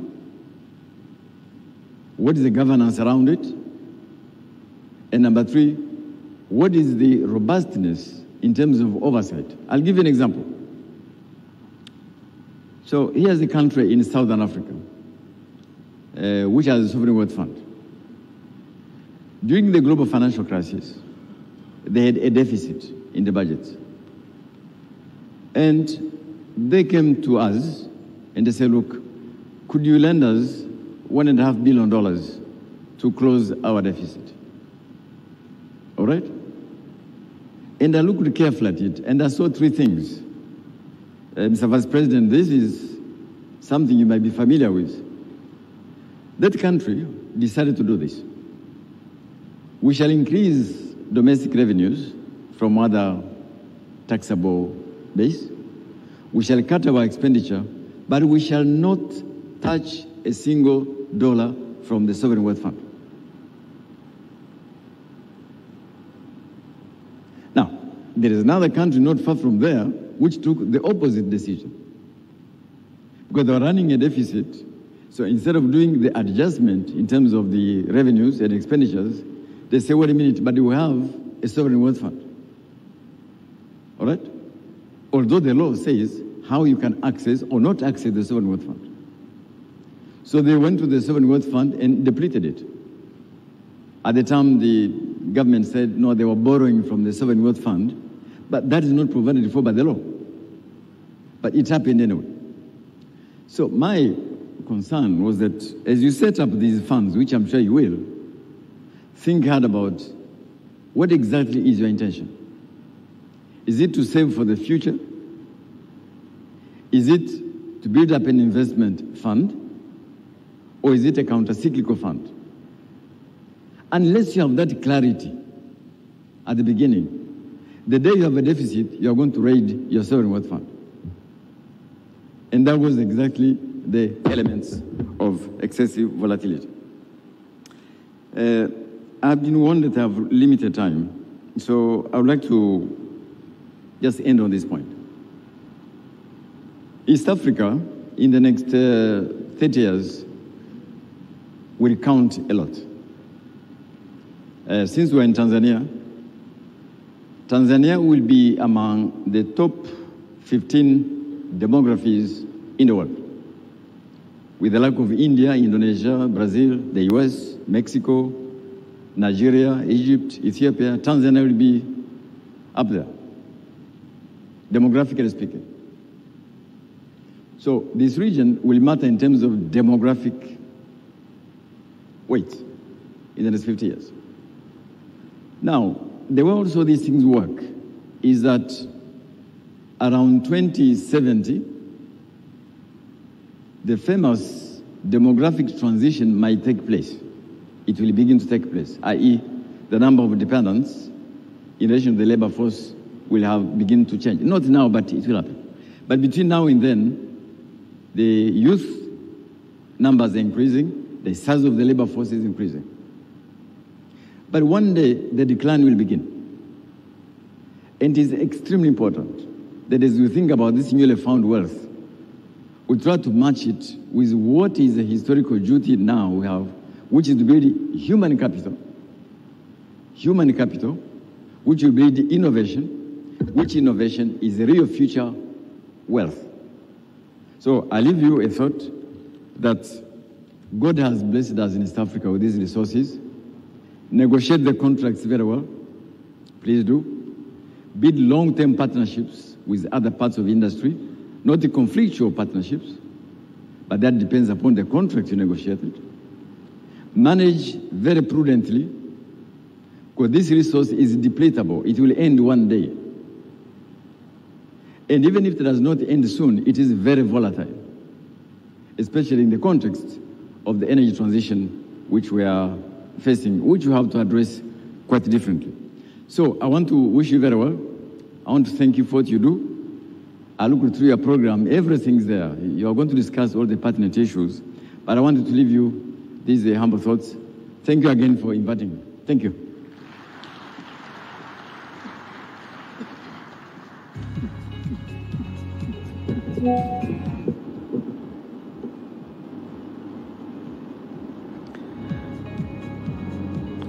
Asante sana, Dr. Donald Kaberuka, the economist and former president of the African Development Bank, for that fantastic keynote address.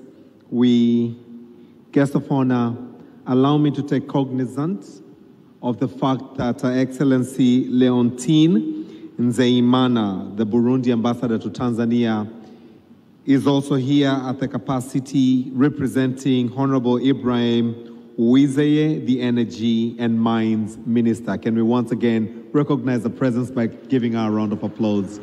Thank you very much. Your Excellency, allow me now to get a bridge of entertainment as I bring Kibati all the way from Zanzibar for a short entertainment. This entertainment will now be followed by the opening remarks, which shall commence by the remarks by Her Excellency Veronica Nduva, the EAC Secretary General, to be followed by those by Honorable Dr. Doto Mashaka Biteko, the Deputy Prime Minister and the Minister of Energy, who will then invite you to speak to the East African region using through this audience.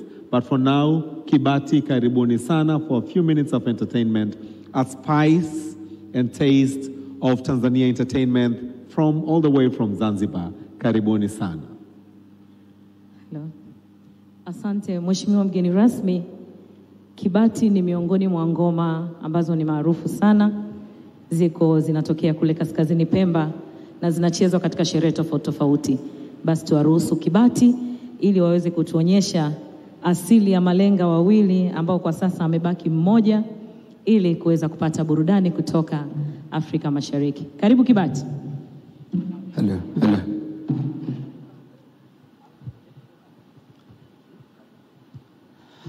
Asema ninawasalimu kwa jina la Jamhuri ya Muungano wetu wa Tanzania. Kazi endelee. Asema hongera baba hongera. Asema makamu wetu wa Jamhuri ya Muungano wetu wa Tanzania baba hongera. Hongera we baba hongera hoyawe. Kwa juhudi zako twazidi kung'ara.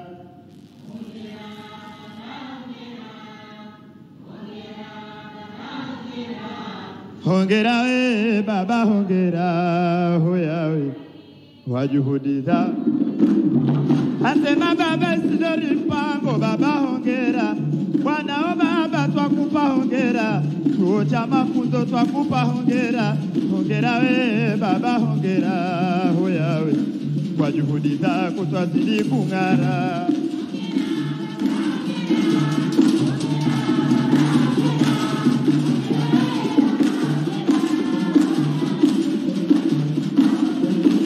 Hema kwa juhudi zako baba, kwa juhudi zako baba Isidori Mpango, si kwa juhudi zako ziliku.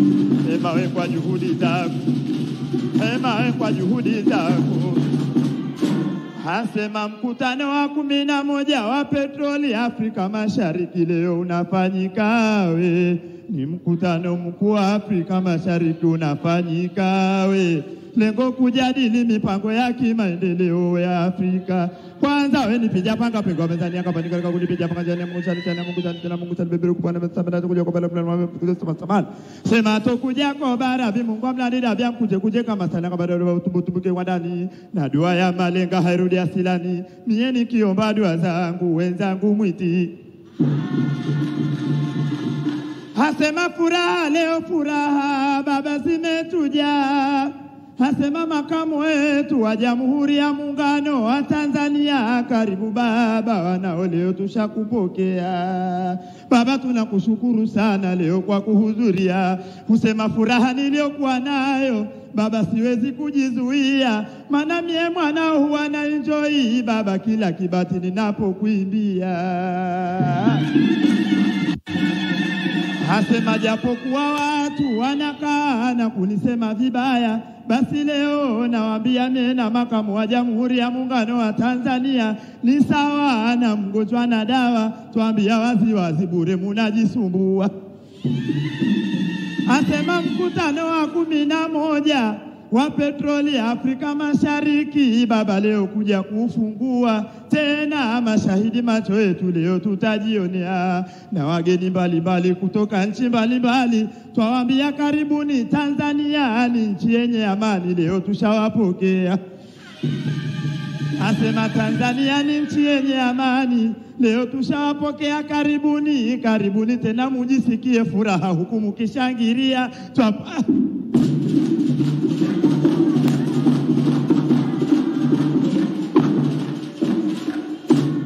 Asema mkutano mkuu wa Afrika Mashariki baba leo tunashangilia, kwanza kuweka pamoja mataifa na wadau wa Afrika Mashariki kujadili mipango ya kimaendeleo. Leo tunashangilia na pia kuzungumzia rasilimali mafuta na gesi na changamoto mbalimbali leo kuziondoa. Basi bila ya kusita na siye tunaomba dua. Asema bila ya kusita na siye tunaomba dua, basi mkutano umalize salama na yale yatakozungumziwa yaweze kukamilika. Leo hapa tunawaambia, asema pongezi kwa rais wetu mpendwa Mama Samia, rais mpenda haki, msimamia sheria, tena ni kiongozi madhubuti, kwake tunajivunia. Asema mama amekuwa kinara kuhamasisha nishati safi ya gesi ya kupikia. Hongera rais wetu kipenzi mpendwa Mama Samia, maendeleo mbalimbali nchini tunajionea. Asema nikiona mkutano huu basi moyoni mwangu mie hufarijika, maana jumuiya ya Afrika Mashariki nazidi kunawirika. Basi tuomba Mungu mkutano huu Mungu auzidishe baraka. Asema tuomba Mungu mkutano huu Mungu auzidishe baraka, yale yote atakayozungumziwa basi aweze kukamilika.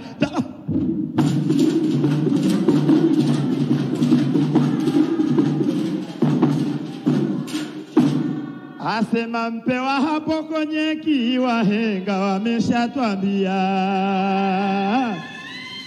hema hata ukifanya chukiwe bure unajisumbua. Sema naibu wetu waziri mkuu si mwengine baba, siye wanao pongezi twakutolea. We ni kiongozi mashuhuri, hakika twajivunia. Baba, umekuwa msaada mkubwa kwenye serikali yetu, maendeleo nchini tunajionea. Baba, kuna jambo kubwa mimi naoni nataka kukwambia. Asema ulipokuja Zanzibari baba kufungua jengo la Zawa, kikundi chako cha mafunzo siye ndiyo tulioingia. Baba, hukuja mikono mitupu, zawadi ulituletea. Basi leo mbele ya hadhara hii najua baba zawadi umetuandalia. Asema nikija hapo mbele namuona Mheshimiwa Baba Mahamudu Thabiti Kombo, tunakupongeza sana. Asema ni kiongozi mashuhuri, mpole, hapendi shari, ni mtu mwenye hekima. Baba, uongozi wako tunaona we ni kiongozi hodari sana. Asema na waziri wetu kipenzi wa uchumi wa buluu si mwingine Baba Shabani asiyemtambua nani. Asema Baba Shabani, umeshika tama, unawaza kitu gani? Siye ni kikundi chako kile cha mafunzo kutokea visiwani. Baba, kukuona kwa hakika tumefurahika moyoni. Asema kukuona kwa hakika tumefurahika moyoni. Baba, usione ajabu, usiye ni wanao, hakika tunakupenda moyoni. Najua baba huwezi kukaa kitako, lazima utasimama kuja hapa leo uwanjani. Asema we sherehewe, leo twasherekea. Viongozi wetu wapo vitini wametulia we. Hongera viongozi wote twawatolea. Sema we sherehewe, viongozi wetu wapo vitini wametulia we. Hongera viongozi wote twawatolea. Asema wawapiwe, wawapi leo viongozi wetu waje hapa tufurahike nao.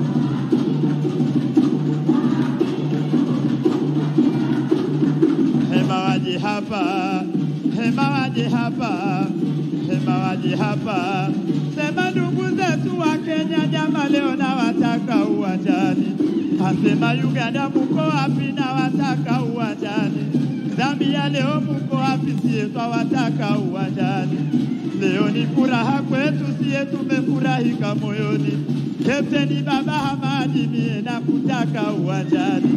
Leo ni furaha kubwa, siye tumefurahika moyoni. Waliosema haya wimbo mbona leo yamekuwa eti waje hapa we. Hema waje hapa, hema waje hapa, hema waje hapa, hema waje hapa, waje hapa. Asema nikenda kwa makamu wangu mie sitakosa kitu, muda usozawe. Asema nikenda kwa baba Isidori Mpango mie sitakosa kitu, muda usozawe. Asema pongezi baba nyingi sana, kwa hakika wanao twakutolea. Najua baba Isidori Mpango sasa hivi umetulia, maana mwanzo toka nilipoingia baba unashindwa kunitizama, na mimi sasa hivi kibahati baba unakiangalia. Asema sasa unasikiliza maneno yangu mazuri hapa ninayokuambia. Asema baba niliposikia unakuja, basi jana mwanao niliota tena ndoto usiku ya kushangaza. Baba ndoto niliyoyota usiku wa kiza. Asema niliota baba kutoka kwenye kiti kunkuja, ni ishara ya kunipongeza. Basi mwanao nikakaa ndoto hii nikajiuliza, baba itakuja tokea kweli au shetani mbaya kapita kunipumbaza.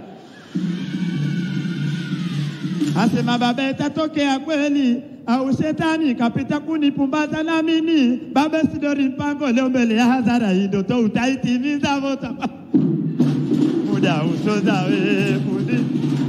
Asema nikenda kwa makamu wangu sitakosa kitu. Let us all clap our hands. Asema nikenda kwa baba Isidori Mpango sitakosa kitu.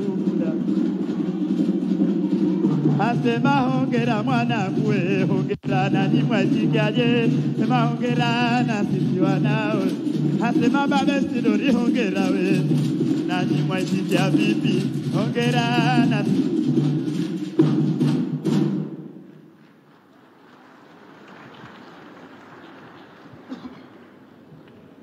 Kaka.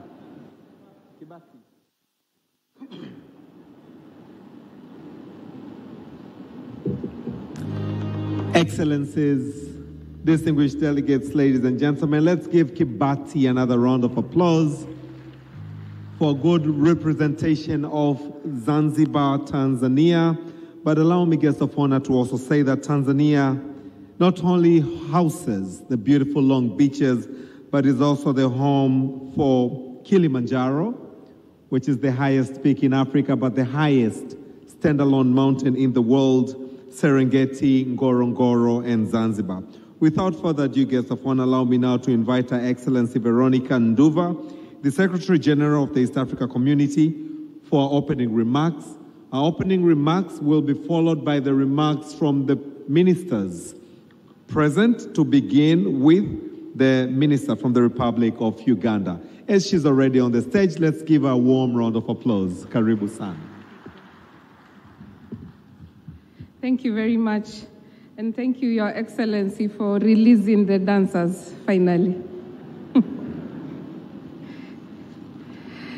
Excellency, the Deputy, Excellency Dr. Philip Mpango, the Vice President of the United Republic of Tanzania, Excellency, the Deputy Prime Minister of Energy and Minister of Energy, United Republic of Tanzania, Honorable Dr. Mashaka, Honorable Ministers, allow me, Your Excellency, naomba uniruhusu nisimame kwa itifaki zilizowekwa kwa ajili ya muda. Excellency, it is my great honor to welcome you to the 11th East African Petroleum Conference and Exhibition. I would like to extend my sincere gratitude to you, Your Excellency, for taking time out of your very busy schedule to grace this important occasion. We are privileged that the United Republic of Tanzania, a key player in East Africa's energy sector, is hosting us here yet again in the City of Peace, Dar es Salaam. I want to thank the Ministry of Foreign Affairs because Dar es Salaam has hosted a series of activities in the recent past, and we have received the most gracious protocols and hospitality. Thank you very much. Again, a special thanks goes to the government of the United Republic of Tanzania for its tireless efforts in ensuring the comfort of all delegates. I also extend my appreciation to the ministries responsible for energy for their hard work in organizing this event on behalf of the ESC and for the steering committee for the great execution. Your Excellency, before I get into my main remarks, as you're aware, the 8 heads of the East African Community partner states bestowed upon me the honor to not only be the 7th Secretary General of the community, but the first woman. I therefore, as we gather for this conference, want to recognize the remarkable women advancing the energy sector in a traditionally male-dominated field. It's inspiring to see women leaders, including CEOs, Minister from Uganda, breaking barriers and reshaping the petroleum industry. In celebration of the Women's Week and in honor of International Women's Day on March 8th, 2025, we acknowledge these trailblazers. Amongst them is Her Excellency Mama Samia Suluhu Hassan, President of the United Republic of Tanzania, who leads global efforts in clean cooking energy. One of the words I've learned to my Kenyan brothers and sisters being here is nishati jadidifu and renewable energy for that matter. And I learned it from Her Excellency. We also celebrate the contributions of investors, businesswomen, and unsung heroines across East Africa and beyond who are laying the foundation for a more inclusive and progressive petroleum industry. Let us continue to support and uplift their work in driving innovation and sustainability. Your Excellency, a few years ago, the East African region was not a major player in the gas and oil industry, global oil and gas industry. However, significant changes have occurred since then with groundbreaking discoveries and advancements in technology. Our region is now among the world's most promising frontiers for oil and gas exploration. To date, the East Africa has discovered approximately 6.5 billion barrels of oil in Uganda, 750 million barrels in Kenya, and over 50 trillion cubic feet of natural gas in Tanzania. South Sudan also continues to produce and export crude oil, while Burundi and Rwanda are actively exploring potential oil and gas deposits. The progress in this progress is a testament to the region's growing potential in the energy sector, driven by innovations in exploration, technology, and efficient resource management. I'd like to take this opportunity to thank all of you for your continued support and partnership in this journey. The 11th EAPCE 2025 claims to fulfill one of East Africa's community's primary objective to promote the sustainable utilization of our natural resources while effectively protecting the environment. The theme of this conference, Your Excellency, Unlocking Investment in Future Energy, the role of petroleum resources in the energy mix for sustainable development in East Africa, focuses on attracting capital investments necessary for exploration, development, and sustainable production of petroleum resources. Despite the challenges faced by the continent in utilizing petroleum resources for socio-economic transformation, we have the responsibility to learn, improve, and do better. Your Excellency, the East Africa region is now recognized globally as the key investment destination for oil and gas. The discovery of these resources, as mentioned, in Uganda, Kenya, Tanzania, alongside South Sudan's continued promotion, production, and export of crude oil, demonstrates the tremendous progress that has been made. Since the inception of the East Africa Petroleum Conference, we have seen remarkable achievements shared at every conference. As we gather here for the 11th conference, we can expect more updates on the oil and gas development, including new investments, infrastructure developments within the region. However, this progress must be supported by harmonized, stable, clear regulatory, legal, and fiscal frameworks.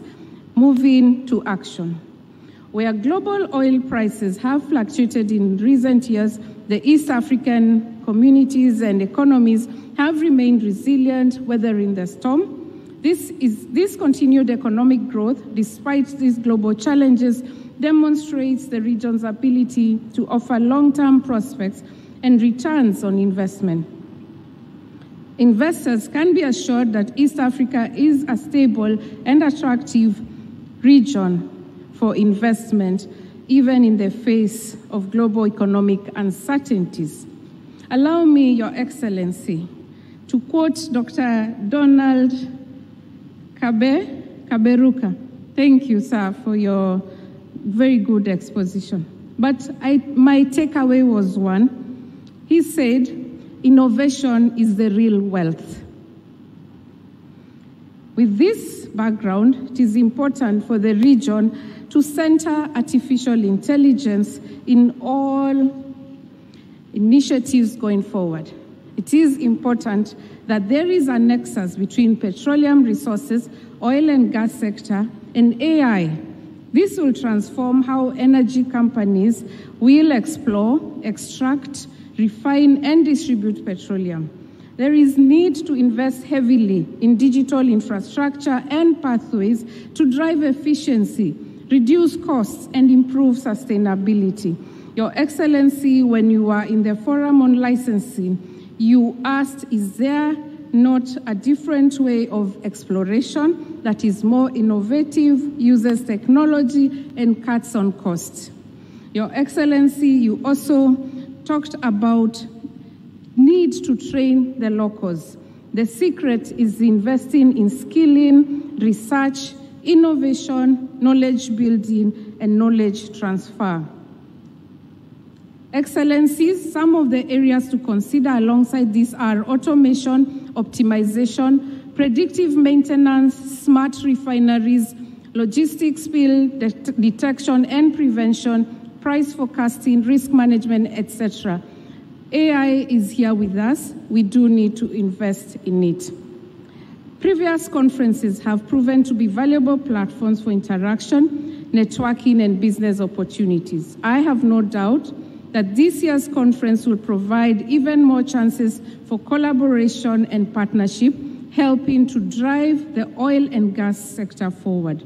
I want to encourage you all to participate in the field excursions that have been carefully planned for this conference. In conclusion, I am confident that you'll find this conference both informative and rewarding. It will serve as an ideal forum for building professional relationships, exchanging ideas, and gaining insights into the rapidly evolving energy landscape of East Africa. Allow me to extend my heartfelt gratitude to all those who have contributed to making this event a reality.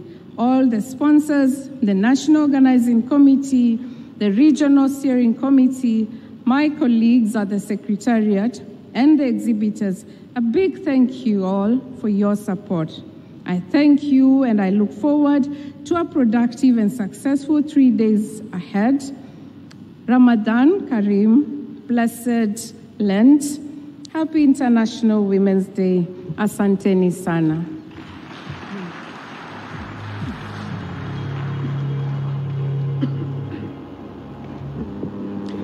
I'm sure we can do a better round of applause. Let's give a warm round of applause as we thank you, Your Excellency Veronica Nduva, the Secretary General of the East Africa Community, for those wonderful welcoming remarks. Your Excellency, allow me now to request the countries for their country remarks, to begin with Uganda, Republic of Uganda. These remarks will be made by Honorable Ruth Nankabirwa Sentamu, the Minister of Energy. Karibu, karibu sana.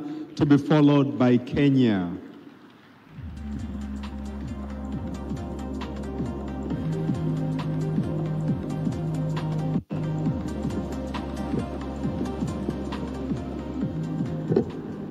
Our chief guest, His Excellency the Vice President, Dr. Philip Mpango, our chief organizer, the Deputy Prime Minister and the Minister of Energy of the United Republic of Tanzania, Honorable Doto Biteko, the Secretary General of the East African Community, my colleagues, ministers from member states, my colleagues, members of parliament present, our permanent secretaries, representatives of government, our partners from private sector, our partners from the Fourth Estate, and all of you invited guests in your respective capacities, ladies and gentlemen, good morning to you all. Hope it is still good morning. It's already afternoon. Distinguished participants, it's my pleasure to be part of the 11th East African Petroleum Conference and Exhibition 2025, which has been organized under a very important theme, unlocking investment in future energy, and the role of petroleum resources in the energy mix for sustainable development in East Africa. This theme reminds us not to only appreciate the abundant sources of energy within the region, but also to proactively exploit it sustainably for our socio-economic development. And I'd like to take this opportunity to thank Dr. Kaberuka for your words of wisdom that you have given us, both policymakers and technical people in the room who form part of the initial negotiations. I just want to assure you, Doctor, that East Africa has learned from those who went in the industry before us. We've been able to pick on the challenges they faced at that time, and we've been able to put in place laws that safeguard against what our brothers and sisters went through. The issue of a complete value chain in all these resources is very critical, and we have made sure that we put laws in place that protect the environment, but also that govern the resources, the funds that we get from these natural resources. Uganda benchmarked with Norway, and we were advised to establish a petroleum fund, and that money is ring-fenced for infrastructure development. Electricity is very critical, but the infrastructure in the electricity sector requires money. So the petroleum resources in Uganda are ring-fenced for infrastructure development, electricity, roads, railway, and all that. On the mineral sector, my president informed you when he was here recently about the laws that we put in place that ban exportation of unprocessed minerals. So Dr. Kaberuka, we are wiser than our ancestors, and we will do the needful for East Africa. Therefore, this conference is being held at a critical time when the world is grappling with an energy transition that aims at advancing the development of renewable energy sources while targeting to achieve universal access to clean energy. How do nations like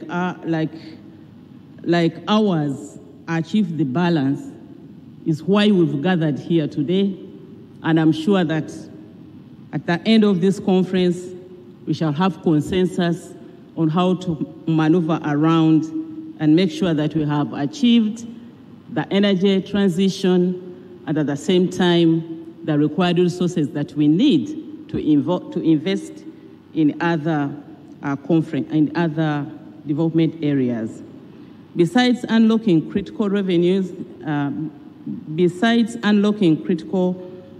needed to advance the energy transition, petroleum will definitely provide the much needed gas as an alternative source of energy to the rudimentary use of biomass that has led to high deforestation rates and caused the health challenges in women and children. We cannot thank enough Her Excellency Dr. Samia Suluhu Hassan, the President of the United Republic of Tanzania, who is the champion, the Africa's champion on clean cooking. We have witnessed her efforts in global conferences in Paris and everywhere, championing clean cooking. Please allow me to appreciate her on behalf of Team Uganda and on behalf of the government of Uganda. Let me also take this opportunity to applaud the government, the entire government of the United Republic of Tanzania, for the warm welcome and the kind hospitality extended to us, all of us, when we arrived here to attend this conference, but also on the many times that we come. Congratulations to Dr. Doto Biteko, who has been the chief organizer of this conference. I know, colleagues, that you are aware about the criticality of energy in development and growth of the economy. The East African community attaches great significance, as you've heard from the Secretary General, and advancing the joint development of our energy resources will therefore enable us to achieve the intended goals of integration with the aim of achieving economic, social, and political integration. This will enhance competitiveness through increased production, trade, and investment in the oil and gas sector. Therefore, as East African partner states, we should place strong emphasis on cooperating in joint exploration and development of the energy resources found within the community and to promote investment in the sector. During this conference, I have a team that will be able to take us through Uganda's journey since 2006, but allow me to say that partnering with our colleagues like Tanzania, we've been able to pull through critical infrastructure which is needed, despite the fact that we have been bashed here and there. But I'm now smiling that the East African crude oil pipeline is on course, thanks to the Tanzanian government with whom we are partnering on that journey, and our other shareholders, Total Energy, Sinop, Uganda. Thank you so much. These infrastructures will remain critical in the region as we open more blocks for development. Your Excellency, the refinery that is going to be established in Uganda is not a Uganda alone infrastructure. South Sudan, DRC, even Tanzania can make that an infrastructure for the region. The East African crude oil pipeline can serve beyond the initial resource that we are developing right now. So this calls for critical partnership. I wish we can have a pool of resource that we can invest in any of the East African member states in case we've come with a critical need to pull through such an infrastructure.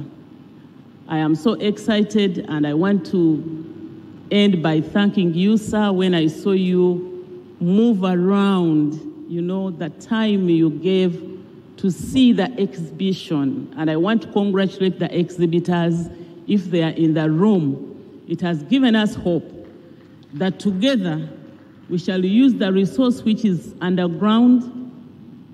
We shall pull away from the enclave economy to diversification, value addition, that will take us into the knowledge economy, where we need innovators to use this finite resource for many more generations to come. Thank you, sir, Your Excellency, even for the efforts that you put in Baku, Azerbaijan.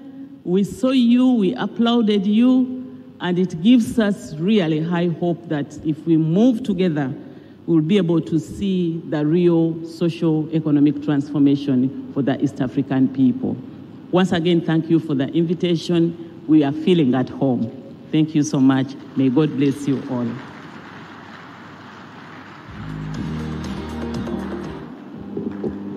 Thank you very much, Honorable Ruth Nankabirwa Sentamu, Minister of Energy of the Republic of Uganda. Truly an African adage that says, if we move together, we go far. And this is what you demonstrated on your remarks. Your Excellency, allow me now to bring onto the stage Honorable Opiyo Wandayi, Minister of Energy and Petroleum from the Republic of Kenya. His remarks will be followed by those from the Republic of Ethiopia. As he's on the stage, let's give him a warm round of applause.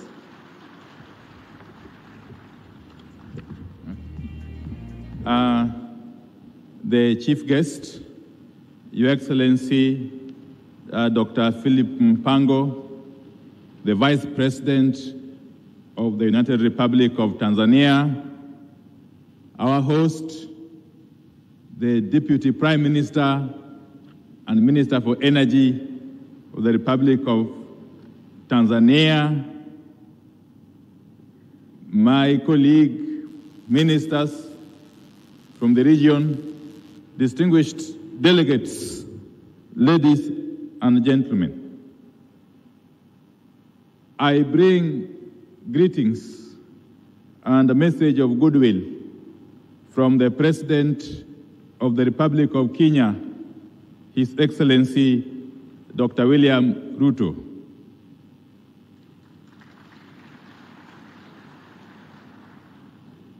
I am honored to be part of the 11th East African Petroleum Conference and Exhibition, hosted by the United Republic of Tanzania.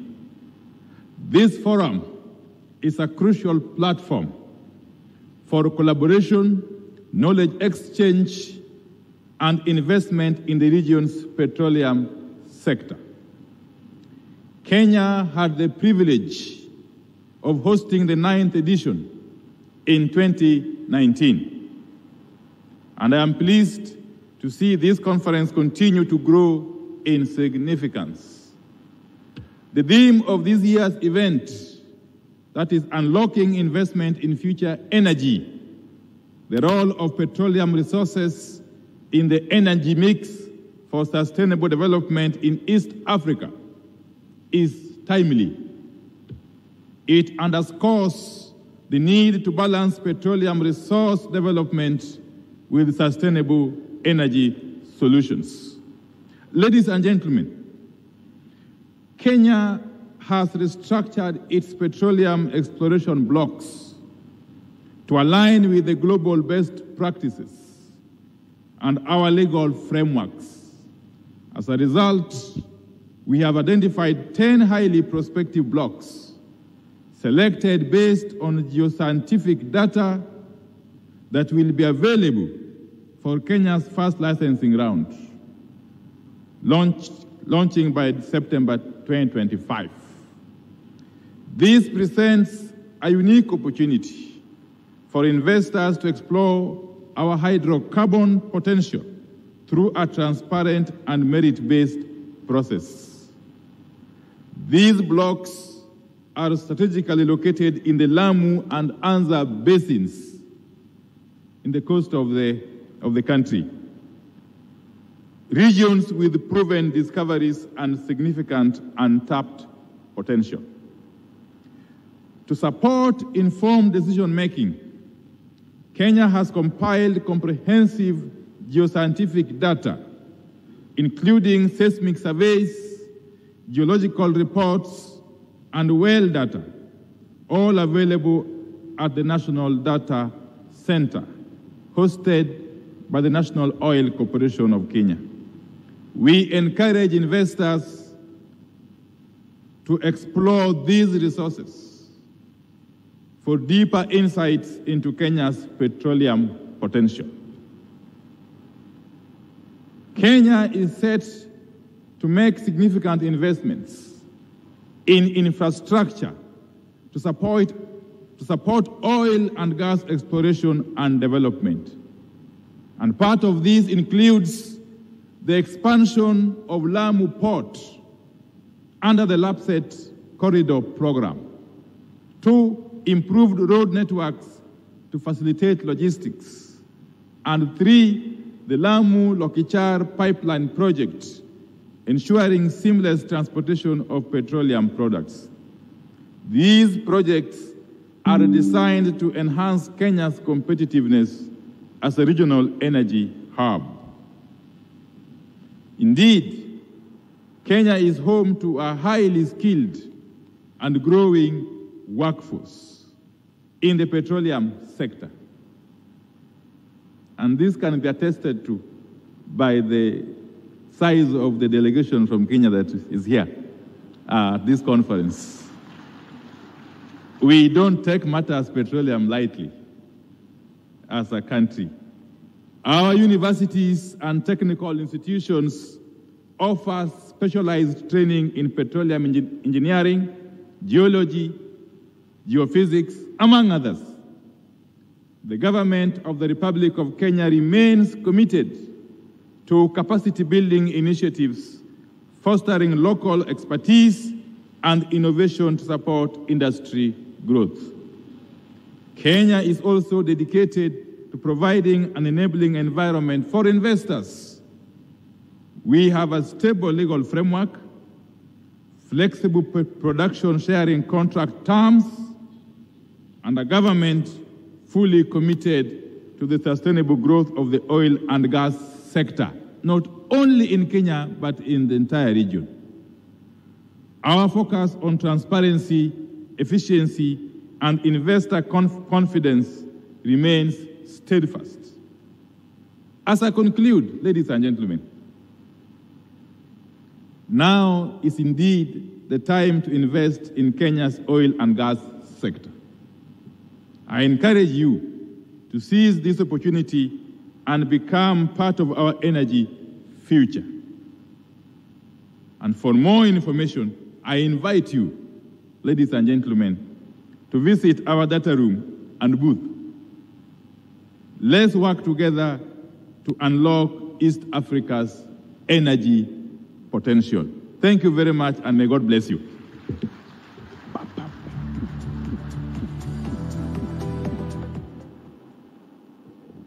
Thank you, Honorable Opiyo Wandayi, Minister of Energy and Petroleum from the Republic of Kenya, for your country remarks. Your Excellency, all the way from the Republic of Somalia, allow me now to welcome to the podium Honorable Tahir Shir Mohammed, Minister of Petroleum, Mineral Resources.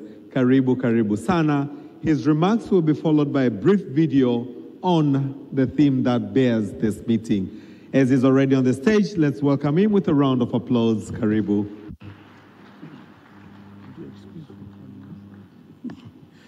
Bismillahirrahmanirrahim. Dr. Philip, the Vice President of the United Republic of Tanzania, the Deputy Minister and Minister of Energy for Tanzania, and other ministers from East Africa countries, the permanent secretaries, Director Generals, Executive Directors, all protocols observed. Let me begin a warm greeting from His Excellency Mr. Hassan Sheikh Mohamud, President of Somalia Federal Republic, to you. Ladies and gentlemen, it's an honor for me to speak to you today as a Minister of Petroleum and Mineral Resources for the Federal Government of Somalia. We are really privileged to be part of the 11th East Africa Petroleum Conference and Exhibition 2025 for the first time, contributing to the economic, social, and political integration of the region. Our vision is to create a wealth and enhance competitiveness through a strategic development of the petroleum sector. By harnessing our nation's vast natural resources, we aim to unlock remarkable investment opportunities that will drive growth and prosperity for Somalia and the entire East Africa region. Ladies and gentlemen, Your Excellency, allow me to highlight the immense potential of the petroleum sector in Somalia and outline the strategic measures we have implemented to foster the conducive environment for international investors. It is very hard to believe that Somalia is now a volunteer for oil and gas exploration. Because of the hardships we have undergone, some may hard to believe that we are at this stage. Ladies and gentlemen, in February 2020, Federal Government of Somalia took a significant step towards developing the petroleum sector by erecting the petroleum law and establishing the Somalia Petroleum Authority, SBA, a regulatory authority to regulate petroleum operations. This pivotal move outlined the legal, regulatory, and institutional frameworks for petroleum investment and explorations in Somalia. Somalia provides a compelling fiscal framework aimed at maximizing returns for oil and gas investors while maintaining a balanced government revenue stream. The nation's fiscal terms, including competitive royalty rates, profit-sharing mechanisms, and advantageous tax policies, transparency, and investor-friendly regulations that allow investors to tap into Somalia's rich hydrocarbon resources. Your Excellency, petroleum exploration operations in Somalia were previously halted due to the civil war that broke out in Somalia in the 1990s. However, later resumed with systematic surveys that assessed that Turkish cargo will continue to... In 2014, seabed exploration acquired more than 20,567 kilometers of 2D seismic data. And in 2015-2016, a Spectrum acquired 20,699 kilometers of 2D seismic data. Having analyzed it and attributed this data, it was discovered that Somalia has got significant opportunities to develop its oil and gas resources in its offshore area. The offshore block is over extensive potential and promising hydrocarbon reserves. Your Excellency, Somalia's offshore basins show favorable opportunities for further exploration, geological and development. The unique presenting substantial opportunities for further exploration position and development. The unique offshore basins of Somalia attract geographical position significant foreign offshore business and of Somalia attracts significant foreign Your Excellency and investors. The Ministry of Petroleum and Mineral Resources has successfully signed production sharing agreement. The Ministry of Petroleum and Mineral Resources has successfully signed production sharing agreement foreign companies and 3 onshore blocks. 3 offshore blocks. Other negotiations are currently foreign companies ongoing. 3 onshore blocks onshore. Other negotiations are currently Your Excellency, I am pleased to announce that Somalia has identified over 30. Your Excellency, I am pleased to announce that Somalia has the presence of significant hydrocarbons offshore. Maadhimisho ya kuelekea siku ya wanawake duniani Machi 8, na amezungumza mambo mengi kama mgeni rasmi na kueleza namna ambavyo serikali ya awamu ya 6 imejipambanua kwa ajili ya kuwasaidia wanawake, na ikumbukwe kwamba yeye ni mwanamke